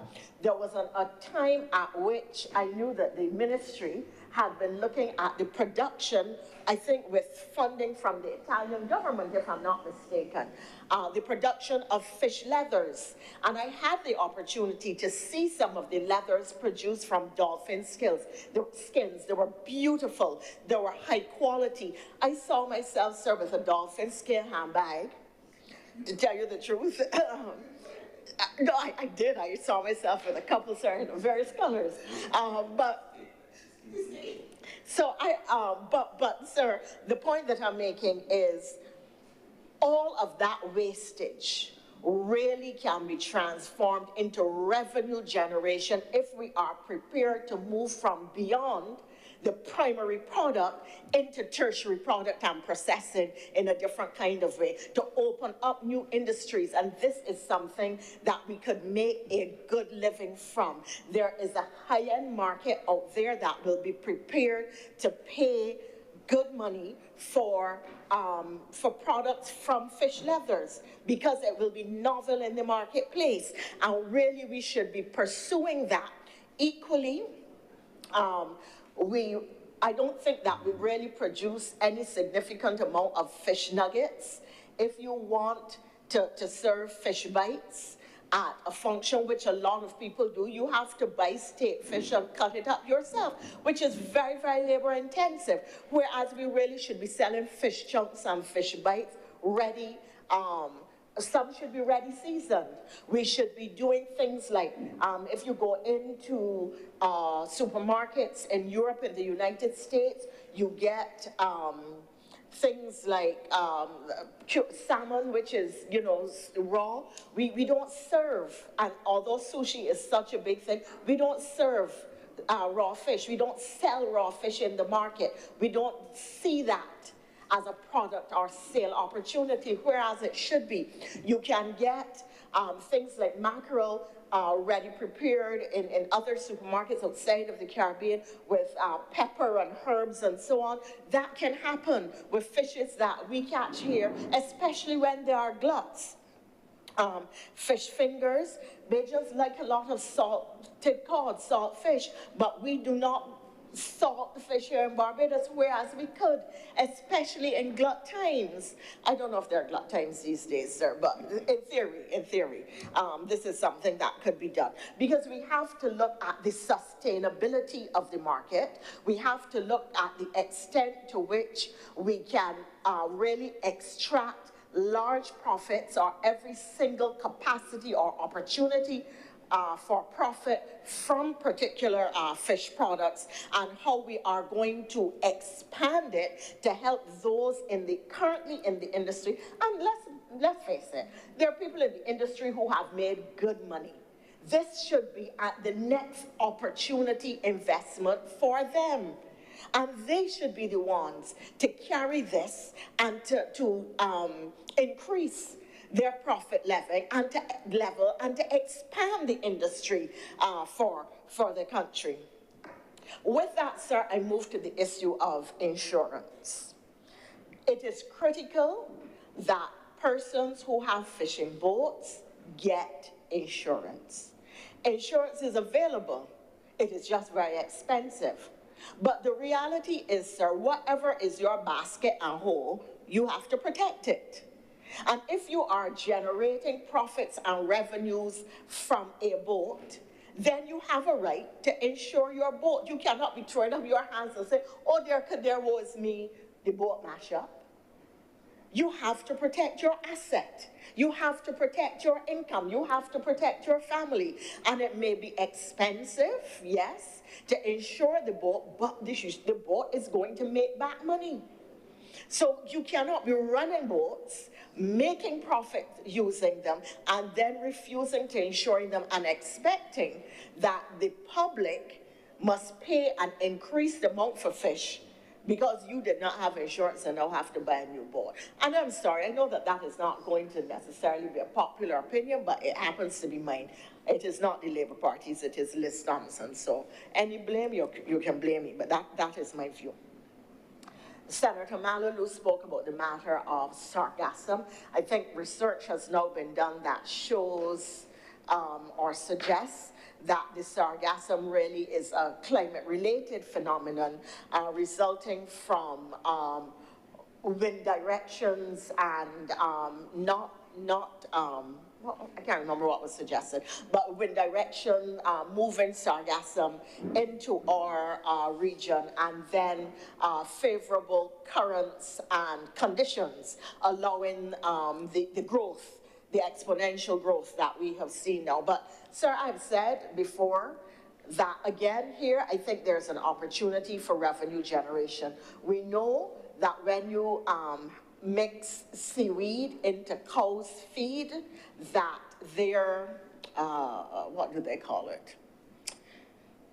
The methane production from their constant burping, what's that called? I can't remember, sir. Is significantly reduced. And therefore, there's an opportunity for us to have animal feed using the sargassum seaweed, which will then have spill-on benefits at the level of climate change, because methane production from livestock is a significant source of pollution, and if things can be done that reduce that level of pollution, that would certainly be beneficial in terms of our climate crisis and the way in which we are looking to for multidisciplinary ways of addressing the climate crisis. So I think that this is, rather than complaining about the extent to which sargassum is a nuisance, and it is, sir, that we should try to see how we can use it for further revenue generation, and perhaps those who make money in real estate or other areas who might have a few spare dollars should take the opportunity to have those kinds of investments, sir. I move, sir, to, how much more time do I have? Okay, thank you. I move, sir, to a few final points. In June of 2023, the United Nations agreed a new international instrument relating to the maritime or to the marine environment, usually called BBNJ for short, but the expanded name would be Biodiversity Beyond National Jurisdiction. So you see why BBNJ, sir. And while the BBNJ, excuse me, establishes a legal framework for marine biodiversity, plant and animal life, and other resources within the maritime environment beyond national jurisdiction. The reality is that there will be some, I don't want to say collision, so perhaps intersection might really be a better word. There will be some intersection with existing legal frameworks for the management of marine protected areas and other related areas between the BBNJ framework and existing legal frameworks. And therefore, I think it is incumbent on those who work in the industry to try to develop some understanding of what BBNJ is about, possible implications for the fishing industry.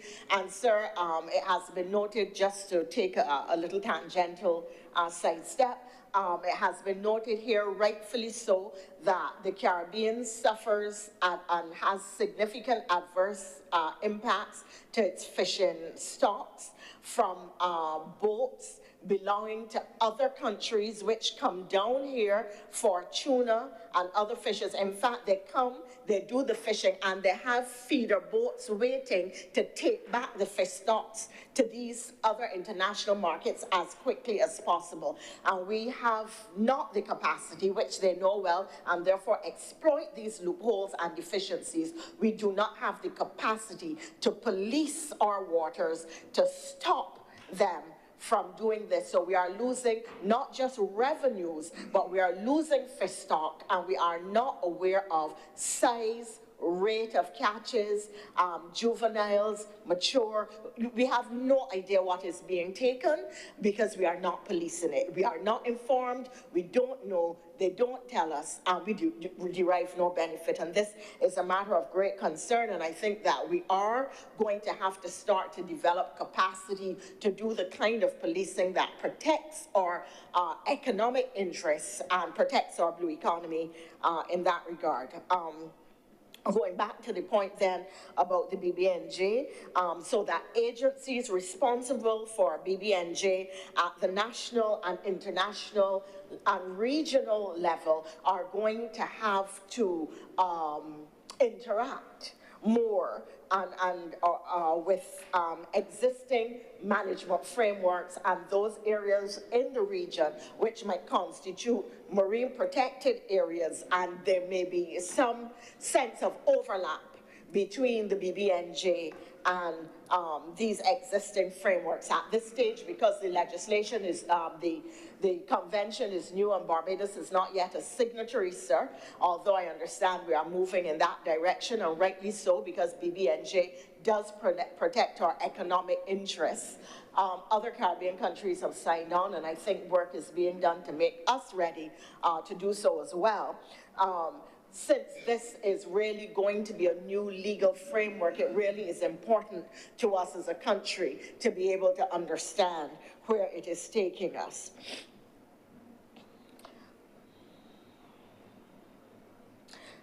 I want to close, sir, on the point of the development of the blue economy. When we talk about the blue economy, at the moment, people see it in a very narrow context. But the reality is that the marine environment, maritime issues are going to become the next big area for economic exploration and exploitation. All kinds of resources, from nodules that can be used in renewable energy technologies to valuable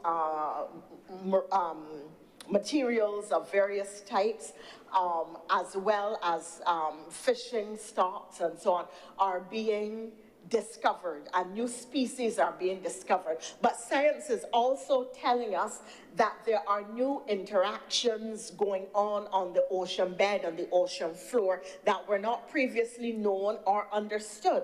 And the reality is that if we are going to be able to benefit, we have to have scientists invested in doing the work and the research that allows us to protect our national interests.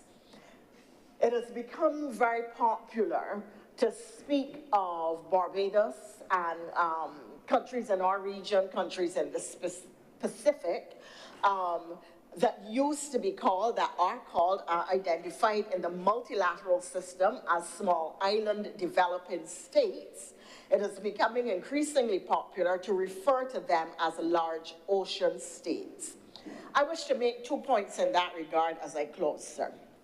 The first is, every time I hear people talk about a large ocean state, I get very nervous, because the multilateral system recognizes small island developing states.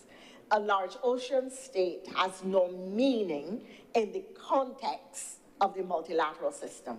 So if you are going to develop protections, resources, benefits, etc., for small islands, small developing islands, then it has to be done in the context of SIDS.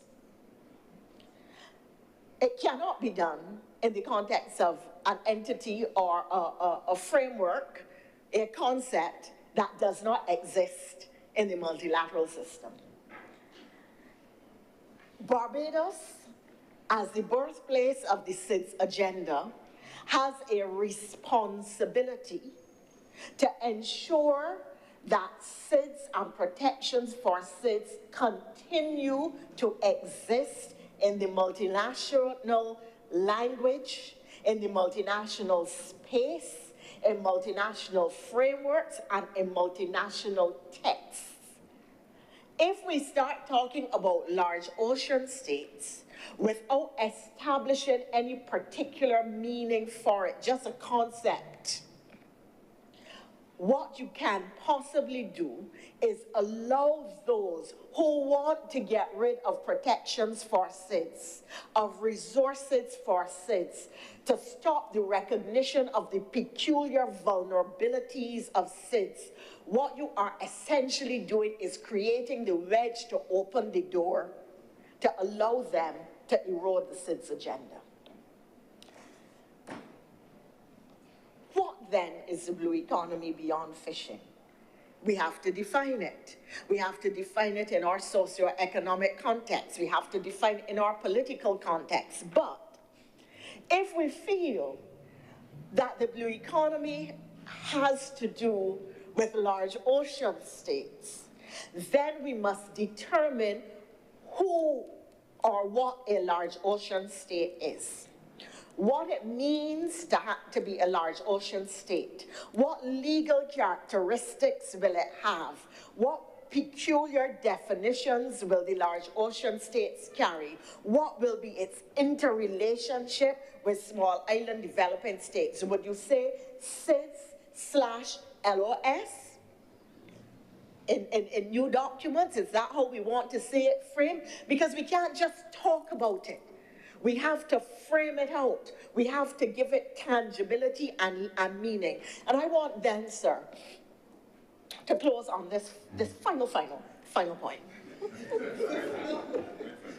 Very final, sir. Yes, sir. Very final. For some time, sir, there has been recognition of forests in the international system. And there are mechanisms for the protection and funding and looking at the relationship of carbon benefits or carbon trading benefits for forests because they represent carbon sinks. REDD, R-E-D-D acronym, and REDD plus are those frameworks in the multinational, multilateral system. It is scientifically known and understood that oceans are significant carbon sinks, but no commensurate instrument has been developed for oceans. And if it were, small island developing states could benefit significantly because our maritime or marine space, or EEZs, are significantly larger than our terrestrial space. But we are not benefiting from such large ocean space being part of our national territory. And therefore, as we talk about the blue economy, how do we so exploit these large ocean spaces for our benefit? But more than that, how do we have placed in the international sphere recognition and value for the fact that these tiny land masses are contributing significantly to carbon sinking with their maritime territory? And if that is a fact, why should we not be compensated for it, or to be able to access funding on the basis of climate protection, climate mitigation, and climate adaptation based on the size of your maritime space and the importance then to your blue economy? It is a concept which has been running through my head for years, but which we need to concretize, because in the same way that forests are protected, and we don't have the land mass to have large forests, but have just as effective carbon sinks in our maritime space, then in the same way that those countries with forests benefit, equally those with large ocean spaces should be looking to have a mechanism in the international sphere which recognizes us. I conclude, sir. I am delighted to be able to have made these few words on this matter of the legislation before the chamber. I end as I began by congratulating all concerned by bringing it for us, and I look forward to working in my capacity as Ambassador for Climate Change, Law of the Sea, and Small Island Developing States, in working with the excellent agents of the ministry in doing their work in this sphere. Mr. President, sir, I am obliged to you. Thank you very much, Sir. Honor, Senator, the Most Honorable Ambassador Henrietta Thompson. Senator Dr. Moroni. Thank you, Mr. President. Let me start, first of all, by thanking all of the honourable senators who would have spoken on the bills before us. In particular, let me thank the Deputy Madam President for bringing the weight of her extensive experience, both when she would have also been Minister with the government, but also as well in her current roles. The experience and being able to tie what it is that we are doing now with what is happening internationally and with the international debates and circumstances is extremely important. And also as well for her identifying areas in which we can look to to extract greater value from what is already being done. And I believe, as she would have indicated, she will be working closely with the ministries and with the relevant authorities to also lend her the weight of her experience and certainly her voice within the international sphere to these efforts as well. To Senator Mallalieu, thank you so much as well for your contribution. And just to respond to a couple of things, it has been identified that, in fact, there is provision in the regulations for the banning of chubbing using, I don't know how to pronounce it, the sans nets. I'm like you, scenes? Scene nets. Yes, so there is within the regulations itself. But I also, as well, wanted to identify that at Article 333, which I found very interesting, 1E, that it does make provision for this, and this talks about marine living resources crime, and it does indicate that for the purpose of this act, marine living resources crime is anyone that does an harm to fish and other marine living resources, whether by the over-exploitation of target stocks. And then when you go against the definition, the target over-exploitation speaks to when you undertake practices that will lead to depletion, etc., of the stock, and as you've identified as well on Article 18. But I believe that within the entirety of the Act and its provision in relation to compliance, its provision in relation to the Advisory Council, and as well the development of the Fisheries Management Plan, that it then makes space for when circumstances happen that then we will be able to address as necessary. But like I said, there is provision within the regulations itself. In relation to the issue of the CMOS cultivation, Senator Mallalieu, I'm very happy that I can say to you that you can, what the law allows, still go and have your couple of CMOS and others like you. The legislation is not intended, the Honourable Senator, to prohibit that. If you look at it at the Article 303, it talks about the establishment of a program known as the Barbados CMOS Cultivation Program. At 304, it's CMOS harvesting. So it's really for those that are intending to invest within the CMOS harvesting at a commercial level, and not for the individual Barbadian who just want to be able to enjoy some CMOS, as we would do for all of the reasons that CMOS, and particularly men, would want to be able to enjoy. And I'm not picking on any particular man in this honourable chamber. I am looking over here, as I should. I gotta look in the corner. I gotta look in the corner.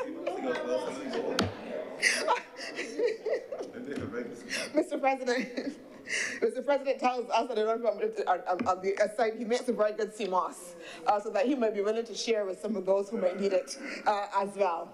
I hear a loud clearing of throats. But no, Mr. President, I think as we've already heard as well, just in relation to, again, the issue of the sargassum weed, and I know, and I believe I'm correct to indicate that I know that the ministry has been working, I believe, with some universities, etc., and some partners in order to look at alternative uses for the sargassum as well. So research is ongoing, and I know that there's actually already been some experimentation in relation to its use in makeup, and cosmetics, in particular, as well. Oh, that's where we should get Rihanna. And just the final thing as well, just in relation to the foreign vessels, I think that's also been identified, but as well within the legislation, I believe at Part 13 and 14, it speaks to the registration of these international vessels, allowing us as well to be able to just make sure that we can monitor the activities and know when they are entering the waters. Again, and Senator King, as well, your identification that this is, as you've indicated, a way that we can diversify the economy. And again, the conversation about how as a country we actually value and see the importance of the sector. And I believe that one of the things that the Institute can help us with, and as we do better data collection, is be able to actually have the figures that tell us what is the level of the contribution of the sector to the economy. That thing about, what gets counted gets valued, and that is important because I am certain, Mr. President, everything that is within me suggests that this sector makes an indelible contribution in a number of different ways. And so, Mr. President, with those few words, I beg to move that the Sustainable Fisheries Management and Development Bill be read a second time. The question is that this bill be read a second time. Will those honourable senators in favour please say aye? Aye. Those against please say no. Methinks the ayes have it. Mr. President, I beg to move that Your Honour do now leave the chair and the Senate resolve itself into committee for further consideration of the bill. The question is that I do not leave the chair and the Senate resolve itself in the committee for further consideration of this bill. Will those honourable senators in favour please say aye? Aye. Those honourable senators against please say no. Methinks the ayes have it.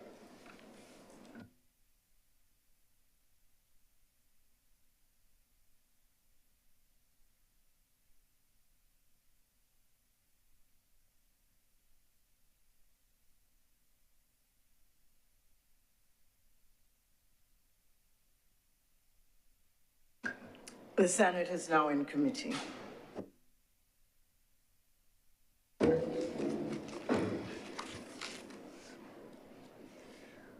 Part 1, clauses 1 through 4. Madam Chair, I beg to move that Part 1, clauses 1 through 4, do now stand part. The question is that Part 1, clauses 1 through 4 do now stand part. Will all honourable senators in favour please say aye? Aye. Those against, would you please say no? The ayes have it. Part 2, clauses 8 to 7.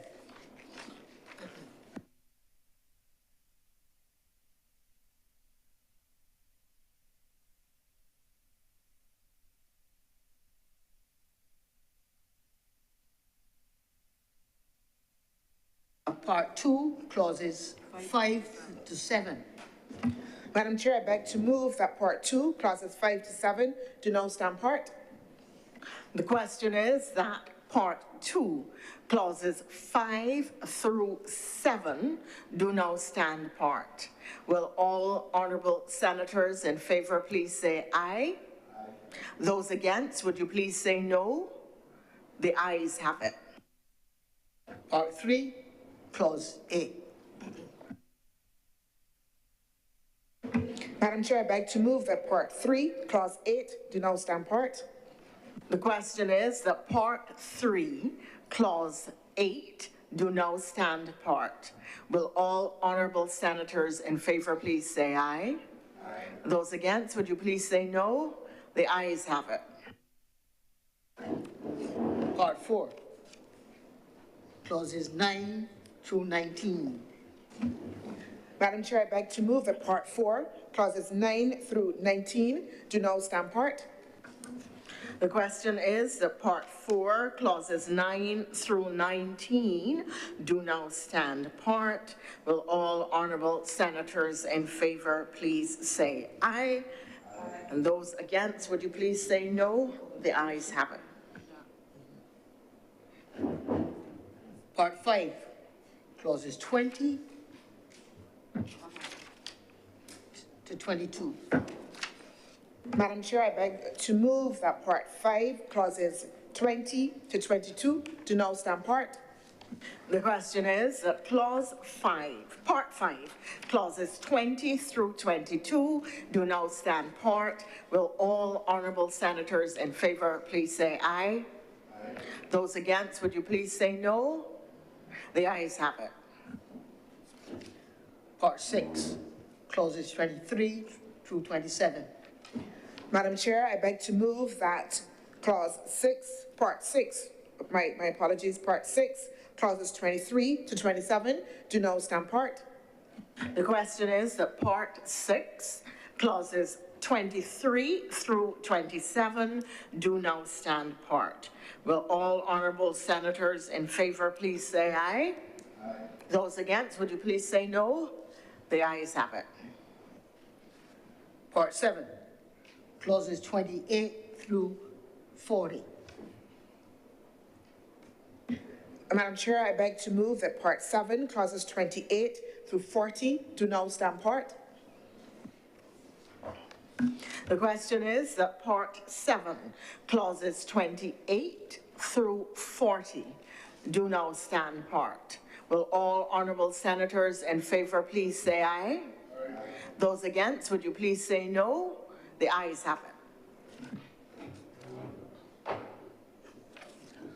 Part 8, clauses 41 to 43. Madam President, I beg to move that Part 8, clauses 41 to 43 do now stand part. The question is that Part 8, clauses 41 through 43 do now stand part. Will all honourable senators in favour please say aye? Aye. Those against, would you please say no? The ayes have it. Part 9, clauses 44 and 45. Madam President, I beg to move that Part 9, clauses 44 and 45 do now stand part. The question is that Part 9, clauses 44 and 45 do now stand part. Will all honourable senators in favour please say aye? Aye. Those against, please say no. The ayes have it. Part 10, clauses 46 through 50. Madam Chair, I beg to move that Part 10, clauses 46 through 50 do now stand part. The question is that Part 10, clauses 46 through 50 do now stand part. Will all honourable senators in favour please say aye? Aye. Those against, would you please say no? The ayes have it. Part 11, clauses 51 through 66. Madam Chair, I beg to move that Part 11, clauses 51 through 66 do now stand part.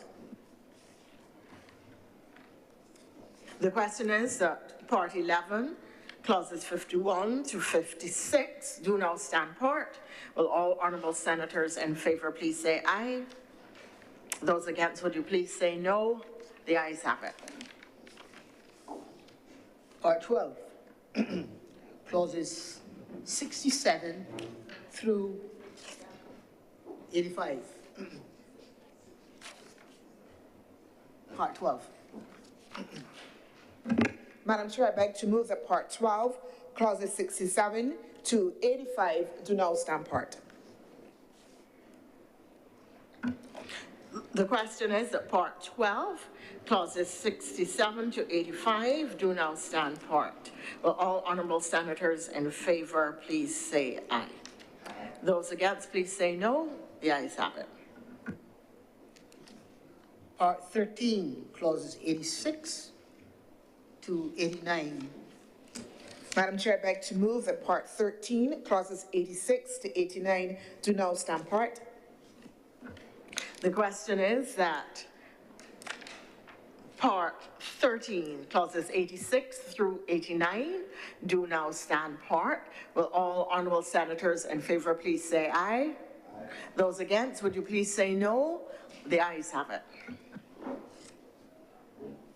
Part 14, clauses 90 through 122.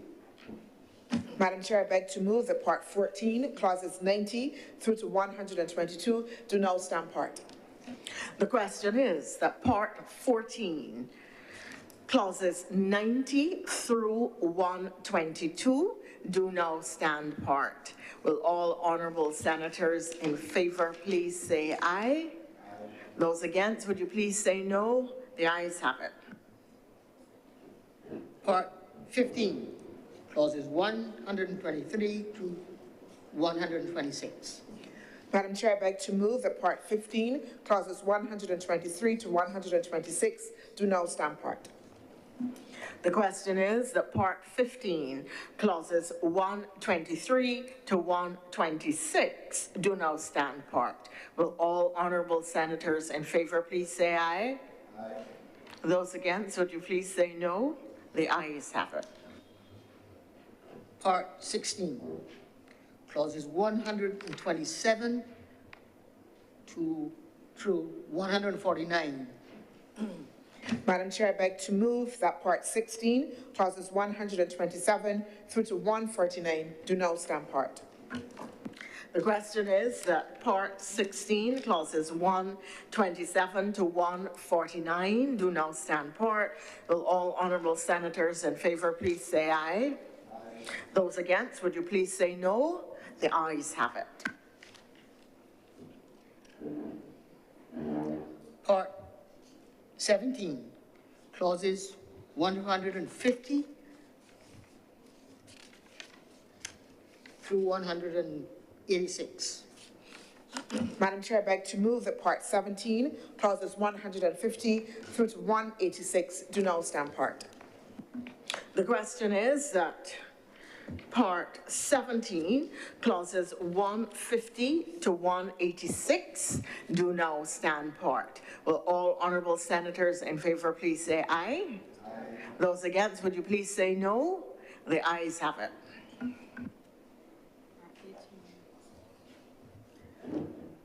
Part 18, clauses 187 through 208. Madam Chair, I beg to move that Part 18, clauses 187 through to 208 do now stand part. The question is that Part 18, clauses 187 through 208 do now stand part. Will all honourable senators in favour please say aye? Aye. Those against, would you please say no? The ayes have it. Part 19, clause 209. Madam Chair, I beg to move that Part 19, clause 209 do now stand part. The question is that Part 19, clause 209 do now stand part. Will all honourable senators in favour please say aye? Aye. And those against, would you please say no? The ayes have it. Part 20, clauses 210 through 222. Madam Chair, I beg to move that Part 20, clauses 210 to 222 do now stand part. The question is that Part 20, clauses 210 through 227, 22, do now stand part. Will all honourable senators in favour please say aye? Aye. Those against, please say no. The ayes have it. Part 21, clauses 223 to 225. Madam Chair, I beg to move that Part 21, clauses 223 to 225 do now stand part. The question is that Part 21, clauses 223 to 225 do now stand part. All honourable senators in favour please say aye. Aye. Those against please say no. The ayes have it. Part 22, clauses 226 through 254. Madam Chair, I beg to move that Part 22, clauses 226 to 254 do now stand part. The question is that Part 22, clauses 226 through 254 do now stand part. Will all honourable senators in favour please say aye? Aye. Those against please say no. The ayes have it. Part 23, clauses 255 to 265. Madam Chair, I beg to move that Part 23, clauses 255 to 265 do now stand part. The question is that Part 23, clauses 255 to 265 do now stand part.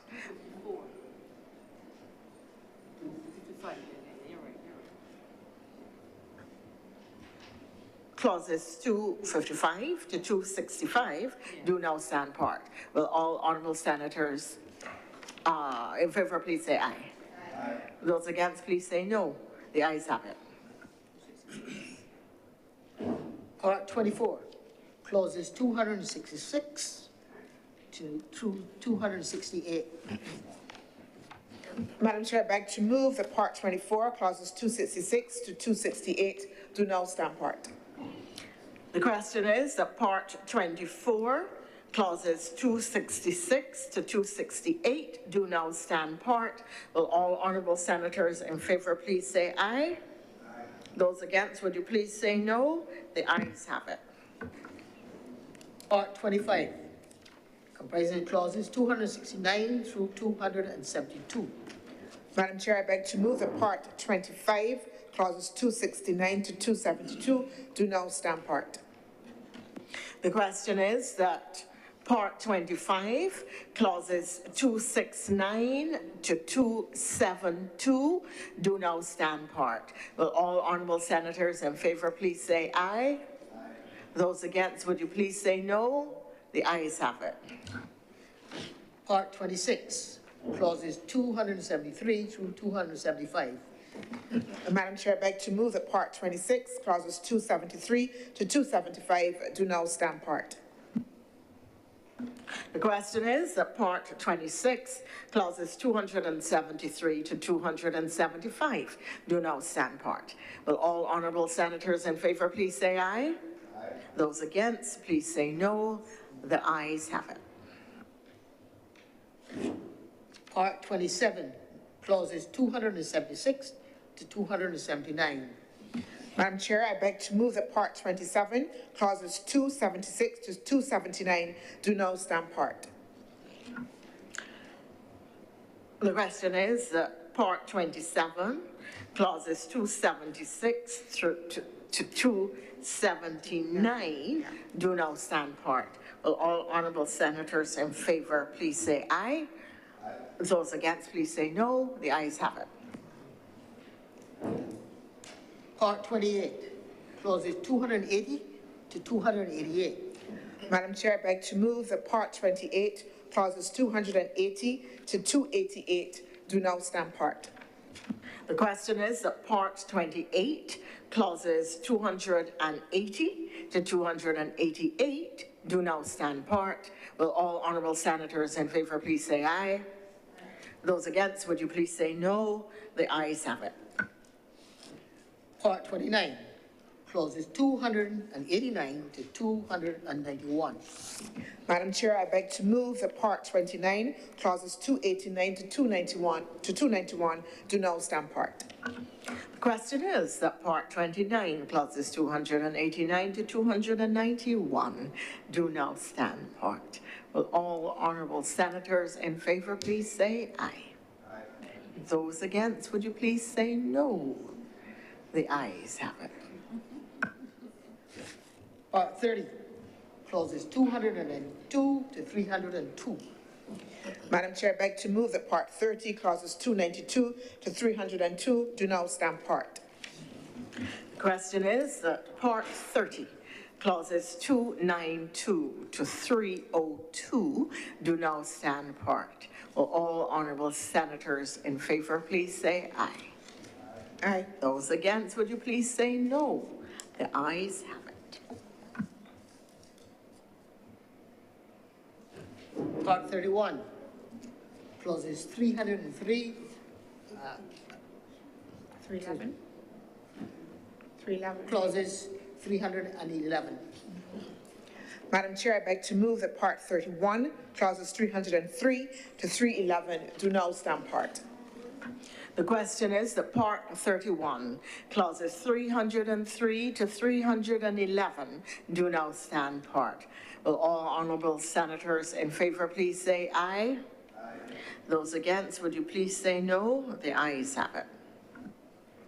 Part 32, clauses 312 through 322. Madam Chair, I beg to move that Part 32, clauses 312 to 322 do now stand part. 22. The question is that Part 32, Clauses 312 to 322 do now stand part. Will all honorable senators in favor please say aye? Aye. Those against, would you please say no? The ayes have it.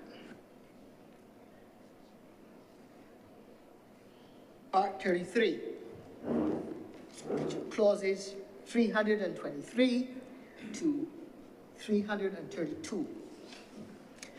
Madam Chair, I beg to move that Part 33, clauses 323 to 332 do now stand part. The question is that Part 33, clauses 323 to 332 do now stand part. Will all honorable senators in favor please say aye? Aye. Those against, would you please say no? The ayes have it. Part 34, clause 333.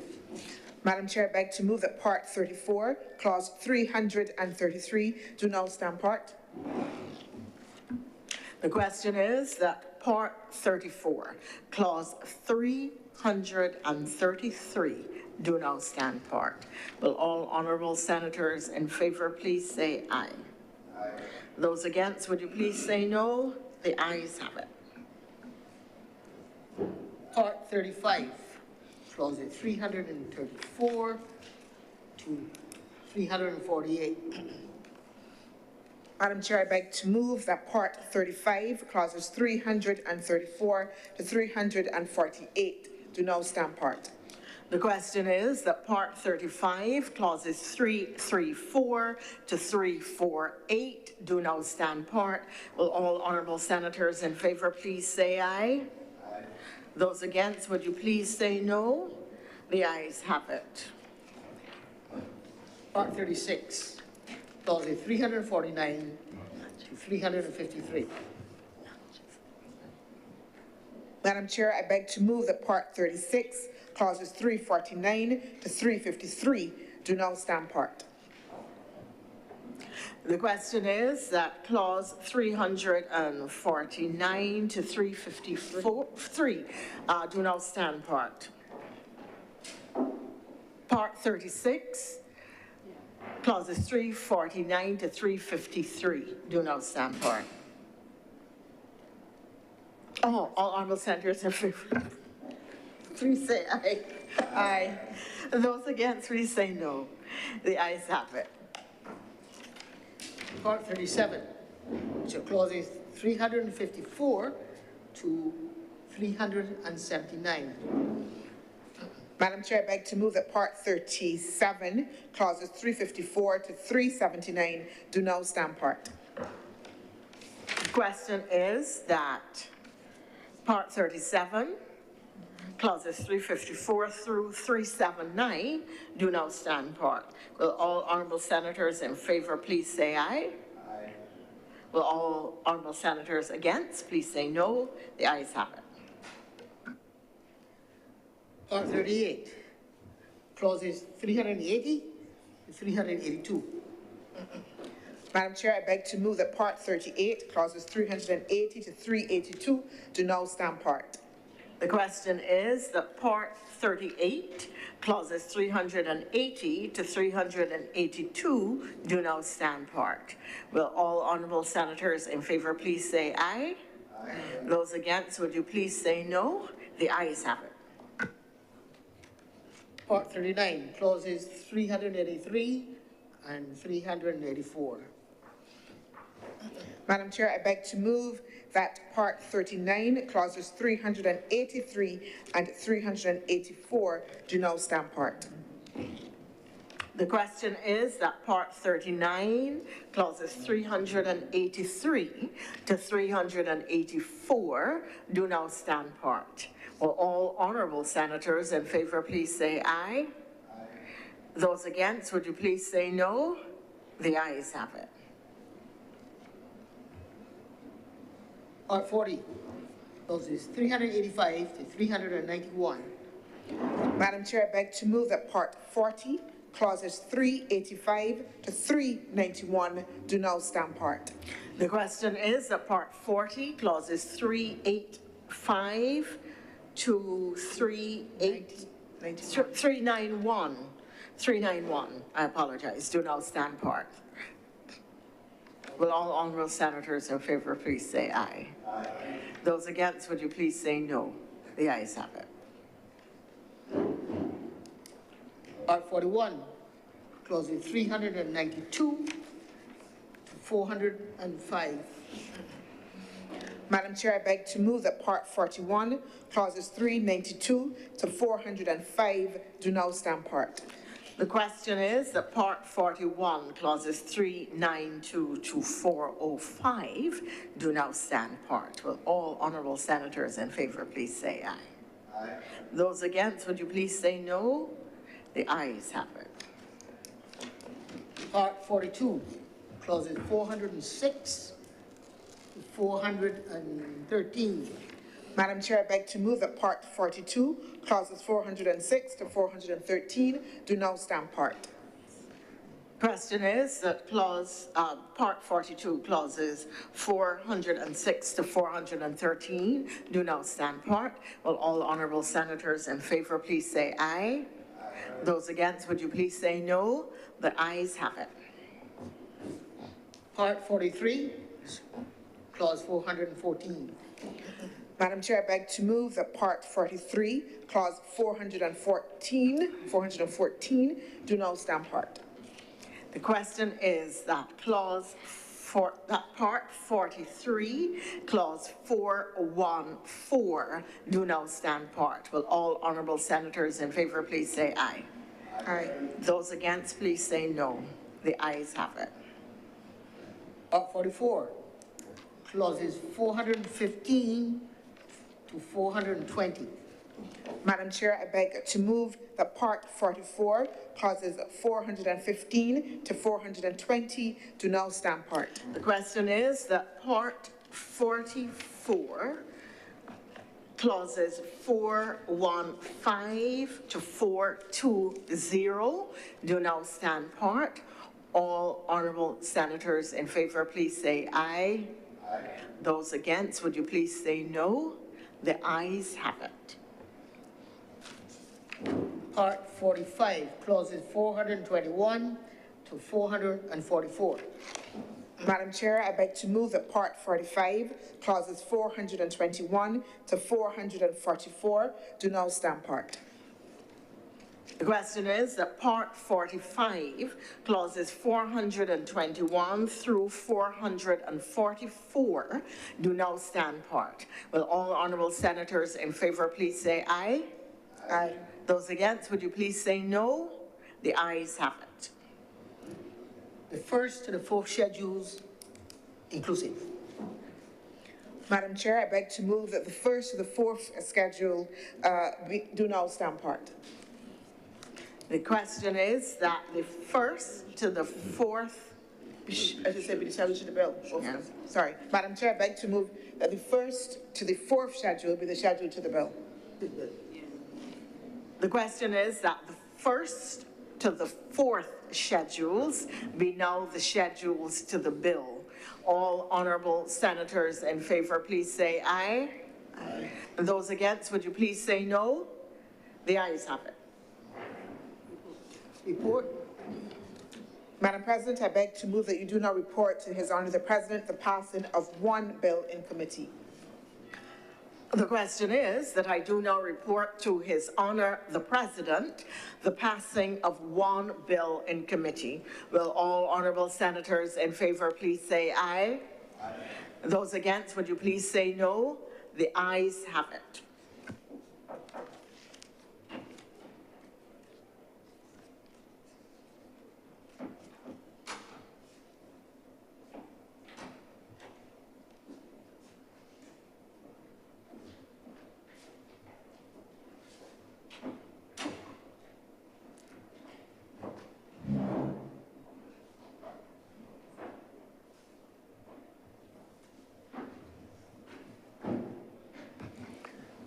The chairman has reported the passing of one bill in committee. Mr. President, I beg to move that this bill be now read a third time. The question is that this bill be read a third time. Will those honorable senators in favor please say aye? Aye. Those against please say no. Methinks the ayes have it. Mr. President, I beg to move that this bill do not pass and be cited as the Sustainable Fisheries Management and Development Act 2025.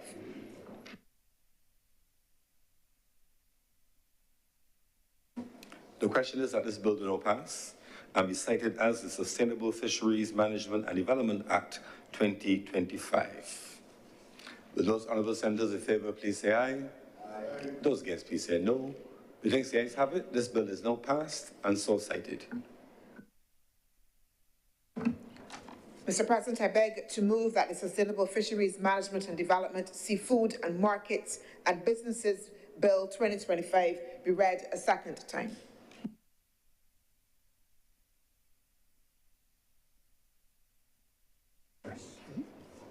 Go to the next one. Okay. Order 99, Mr. President, standing in the name of the acting leader of the Senate, to move the second reading of the Sustainable Fisheries Management and Development, Seafood Markets and Businesses Bill 2025. Senator, the Honorable Dr. Sandra Monroe Knight. Thank you, Mr. President. Mr. President, we would have considered this bill as part of the covenant debate that we would have had, and therefore I beg to move that the Sustainable Fisheries Management and Development, Seafood Markets and Businesses Bill 2025 be now read a second time. The question is that the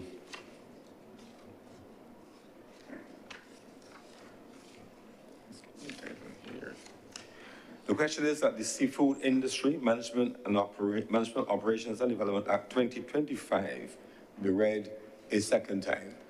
Will those honorable senators in favor please say aye? Aye. Those against please say no. Methinks the ayes have it. Mr. President, I beg to move that Your Honour do not leave the chair and the Senate resolve itself into committee for further consideration of this bill. The question is that I do not leave the chair and the Honourable the Senate resolve itself into committee for further consideration of this bill. Will those honourable senators in favour please say aye? Aye. Those against please say no. Methinks the ayes have it.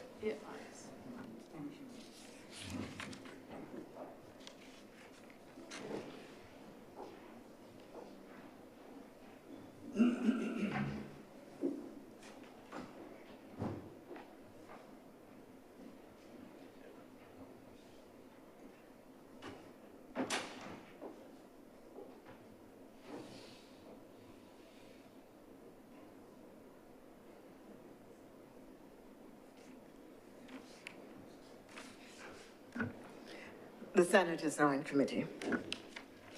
Part 1, clauses 1 and 2. Madam Chair, I beg to move that Part 1, Clauses 1 and 2 do now stand part. The question is that Part 1, clauses 1 and 2 do now stand part.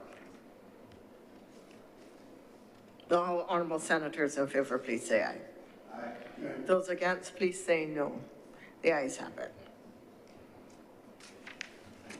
Part 2, clauses 3 through 11.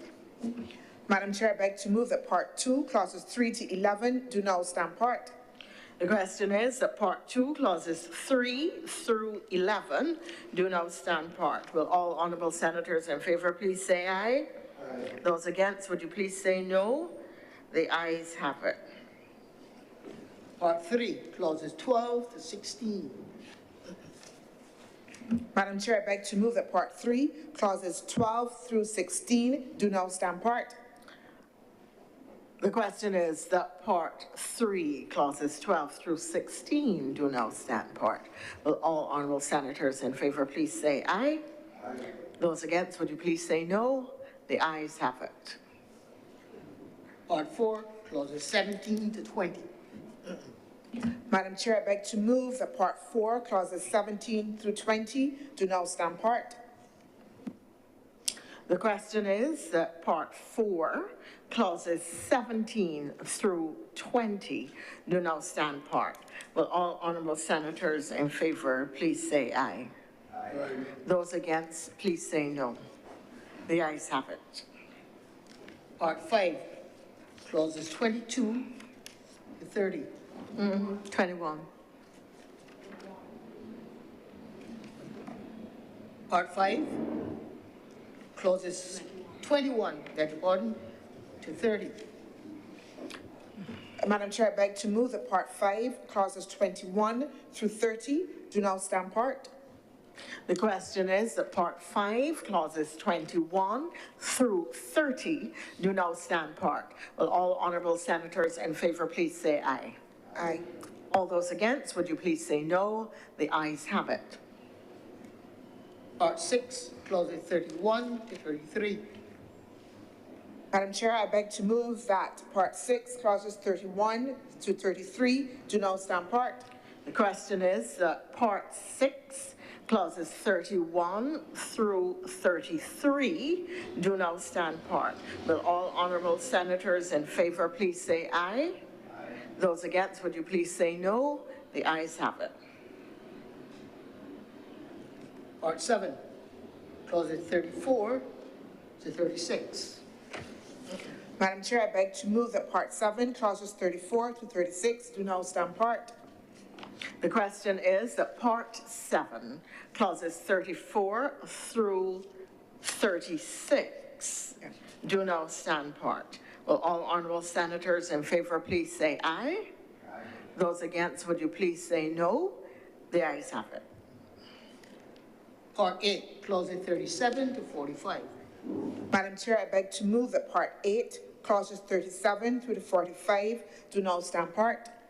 The question is that Part 8, clauses 37 through 45 do now stand part. Will all honourable senators in favour please say aye? Aye. Those against, would you please say no? The ayes have it. The first, second, and third schedules. Madam Chair, I beg to move that the first, second, and third schedule be the schedules to the bill.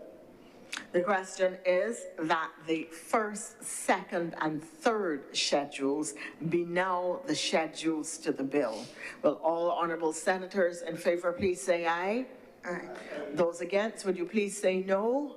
The ayes have it.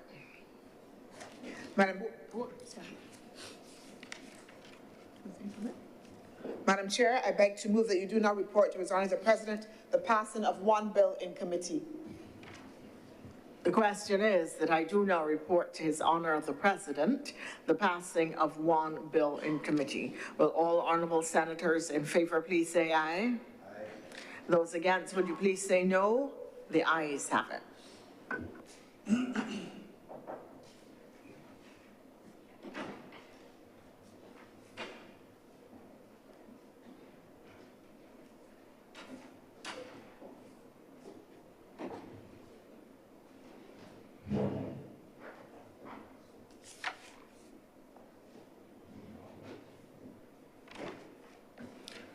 The chairman has reported to me the passing of one bill in committee. Mr. President, I beg to move that this bill be now read a third time. The question is that this bill be read a third time. Will those honourable senators in favour please say aye? Aye. Those against please say no. Methinks the ayes have it. Mr. President, I beg to move that this bill do not pass and be cited as the Sustainable Fisheries Management and Development Seafood Markets and Businesses Act 2025.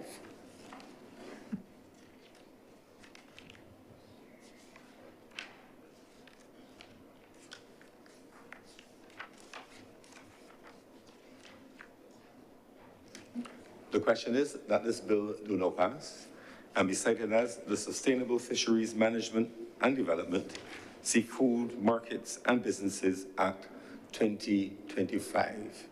Will those honourable senators in favour please say aye? Aye. Those against please say no. Methinks the ayes have it. This bill is therefore now passed and so cited. Mr. President, I beg to move that the Senate now adjourn for lunch and return at 3 p.m. The question is that this thing be suspended. Suspended. My apologies, Mr. President. Until 3 p.m. today. Will those honourable senators in favour please say aye? Aye. Those against please say no. Methinks the ayes have it. This sitting is suspended until 3 p.m. today.